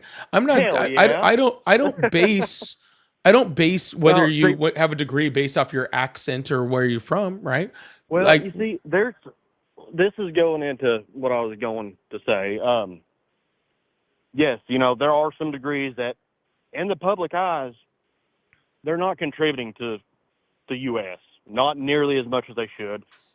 And that's something that, a few people and a crowd can agree on. There's some degrees that somebody goes and chases just to have a degree. They don't use anything or do anything to use it. I went to a technical college. I learned a trade. And that's something that I think needs to be more frequent in the U.S. is people going out and learning trades. Trades are on the rise right now in the United States. Those are also important, sir. But sir, you're saying, guess what, sir? I think trade school should also be free. Okay, not free, but I think they show it. I think if you want to go to a trade school, I think that's awesome, right? And I think that the government should make sure that is an easier thing for you to do.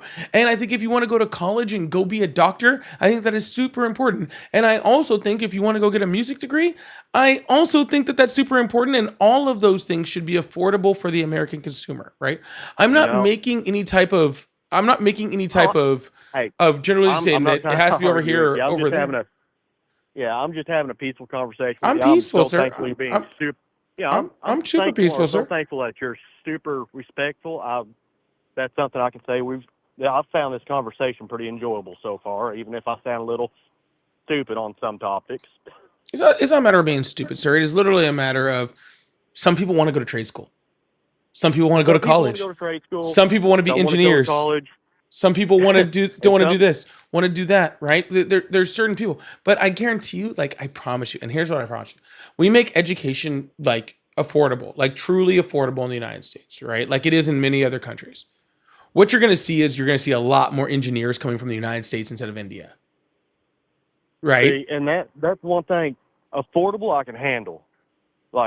From my point of view, as I don't want to pay 100% of something for somebody, and I don't see the value in it. But if we make it affordable to where, hey, I'm not covering this person's full tuition, we just made it more affordable, I can get behind that. Yeah, sure. That's all it is. I was watching a video. Somebody said their mom has a music degree and makes a lot of money. I'm not saying that not everybody with a music degree doesn't make money. That wasn't my point. Sorry if I offended you. That was not what I meant by that. But guess what? I watched this really cool video. I wonder if I still have it saved. I might bring it up. But there was this lady in China. She lives in China. She's an American, white lady, lives in China, right? And she was going to the doctor, right? And she was like, this is what it's like going to the doctor in China. And I just wanted to show you guys what this was like, right? And she literally walked in the door at 2:19 in the afternoon, went and saw a doctor, went and got medication, checked out, left, right? 20 minutes. The whole thing cost her $12, right? Like without insurance. Without insurance, $12 in, out the door, 20 minutes with meds in hand, right? Because she was sick, all right? Why can China do that and we can't? Well, there's lots of reasons. Well, there's no reason, and lots of reasons why it doesn't happen. I can tell you the main reason, and it's the simplest reason I can tell you: insurance companies. Right, and absolutely. But it really comes to the fact the United States doesn't have universal health care, right? But what I'm saying is, yes, that cost her an amount of money, right? But it was an affordable amount of money, no amount of money that I think the majority of Americans, the overwhelming majority of Americans, if they were sick, need to see a doctor and had to pay $12 would be a problem. Right? Like, I think that most people can get that, right? Because the hospitals don't become for profit, right? They become for the people, right? I think college can be very similar, right? I'm not saying to make it 100% free, but I'm saying make it affordable where if you have, kids that are intelligent, that are smart, that want to go to college, that want to go be surgeons or, cello players, whatever, right? That they can go do that they can pursue their dreams, that they have that talent, and they can do it without going into hundreds of thousands of dollars worth of debt. Right? In all honesty, if the politicians up in Washington actually sat down and talked like me and you's talking right now and come to terms with one another on each other's views, and that's the biggest thing is they're not going to do that because they're in somebody else's pocketbook and they're going to push that narrative for whoever. Well, I mean, I kind of have to disagree with you on that, sir, because that's what Joe Biden was trying to start when he talked about student loan forgiveness, right? That's what he was trying to start with. He was trying to start with, hey, people who have already paid, most of the time in what he was talking about, people had already paid 100% of their loan. They were literally just paying the excess in interest, right? And they'd already paid some interest too, but they already paid the full extent of their loan plus interest, and they were still paying on their student loans. Let's relieve them of that burden so that they can go on with helping out society instead of being locked down to these predatory banks, right? That was what was attempted. I was working all the time during Joe Biden's reign or presidency. I shouldn't say reign, that just sounds bad. But during his presidency, so I didn't pay much attention to politics. And, forgiving the interest on a student loan if the principal is paid off, go ahead and do it. Forgive it. Because at this rate, it's the same way with how a lot of Americans are in debt or in poverty, is it's the interest rates that are killing them. Right, but what I'm saying is that was step one towards what could have gotten us to affordable college, right? Affordable trade schools, affordable all those things, right? That was step one. But what happened? It was blocked by Republicans who lost their minds because they were trying to make college affordable, right? Like, and this is more of a progressive policy, and Joe Biden was far from a progressive, right? Far from a progressive, right? Like, way far from a progressive, right?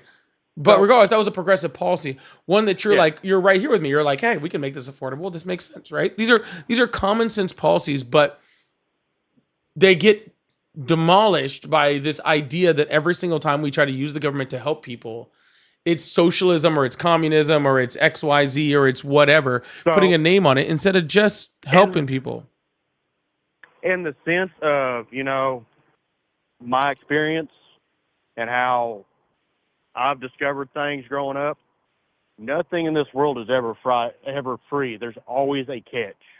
And that's what a lot of Republicans see. There's always a catch to something free. And when Democrats start using the word free, well, what's the catch? There is no catch, sir. The catch is that your tax dollars will be spent on the American people instead of on everybody else. That your tax dollars will go to kids trying to go to college instead of to Elon Musk. That it will be spent on your kids going to college instead of spending $1 billion on Israel or helping to boost up Boeing stock, right? That it will go towards the people. It's not that it's free. It's the money you're already paying. That's something me and you could probably agree on, is all the money going overseas needs to stop. There's certain money that does need to go overseas. There's certain money that does need to go overseas, but we spend away too much, right? All I'm saying is it's not free. It's just a reallocation of funds that you're already paying. right? To things that are more beneficial to Americans. But I am going to have to cut you off. And the reason I have to cut you off is because I have to get offline because I feel like shit. But I'll talk to you later. Or I'll talk to you another time. All right. Hey, it was a very wonderful talk, and you have yourself a wonderful night. You too. Bye. All right, Joe, like I said, I've been sick. Please make sure you hit that follow button, hit that subscribe button. Like I said, I woke up sick. I feel like shit. I'm going to get offline. Verillion, thank you so much for the $5. Said music is useless. Well, I guess if you only watch and listen to the Republican Safe Space halftime show, you'd have that opinion. There huge lack of music degrees that played in the MAGA Safe Space live. Huge lack of music degrees that were there. Could have used a few more. And Shenanigans said computer forensics is a trade job to the courts. I wouldn't say that degree isn't important. That's what I was doing until my MS started to eat my brain. Yeah, there's lots of, like I said, like there's lots of degrees that may not be like STEM degrees or anything like that, but they're still awesome degrees and they're still important to society. There's still a lot of it. Anyway, Joe, I feel like shit. I'm sick as hell. I'm gonna go lay down someplace and feel better by myself.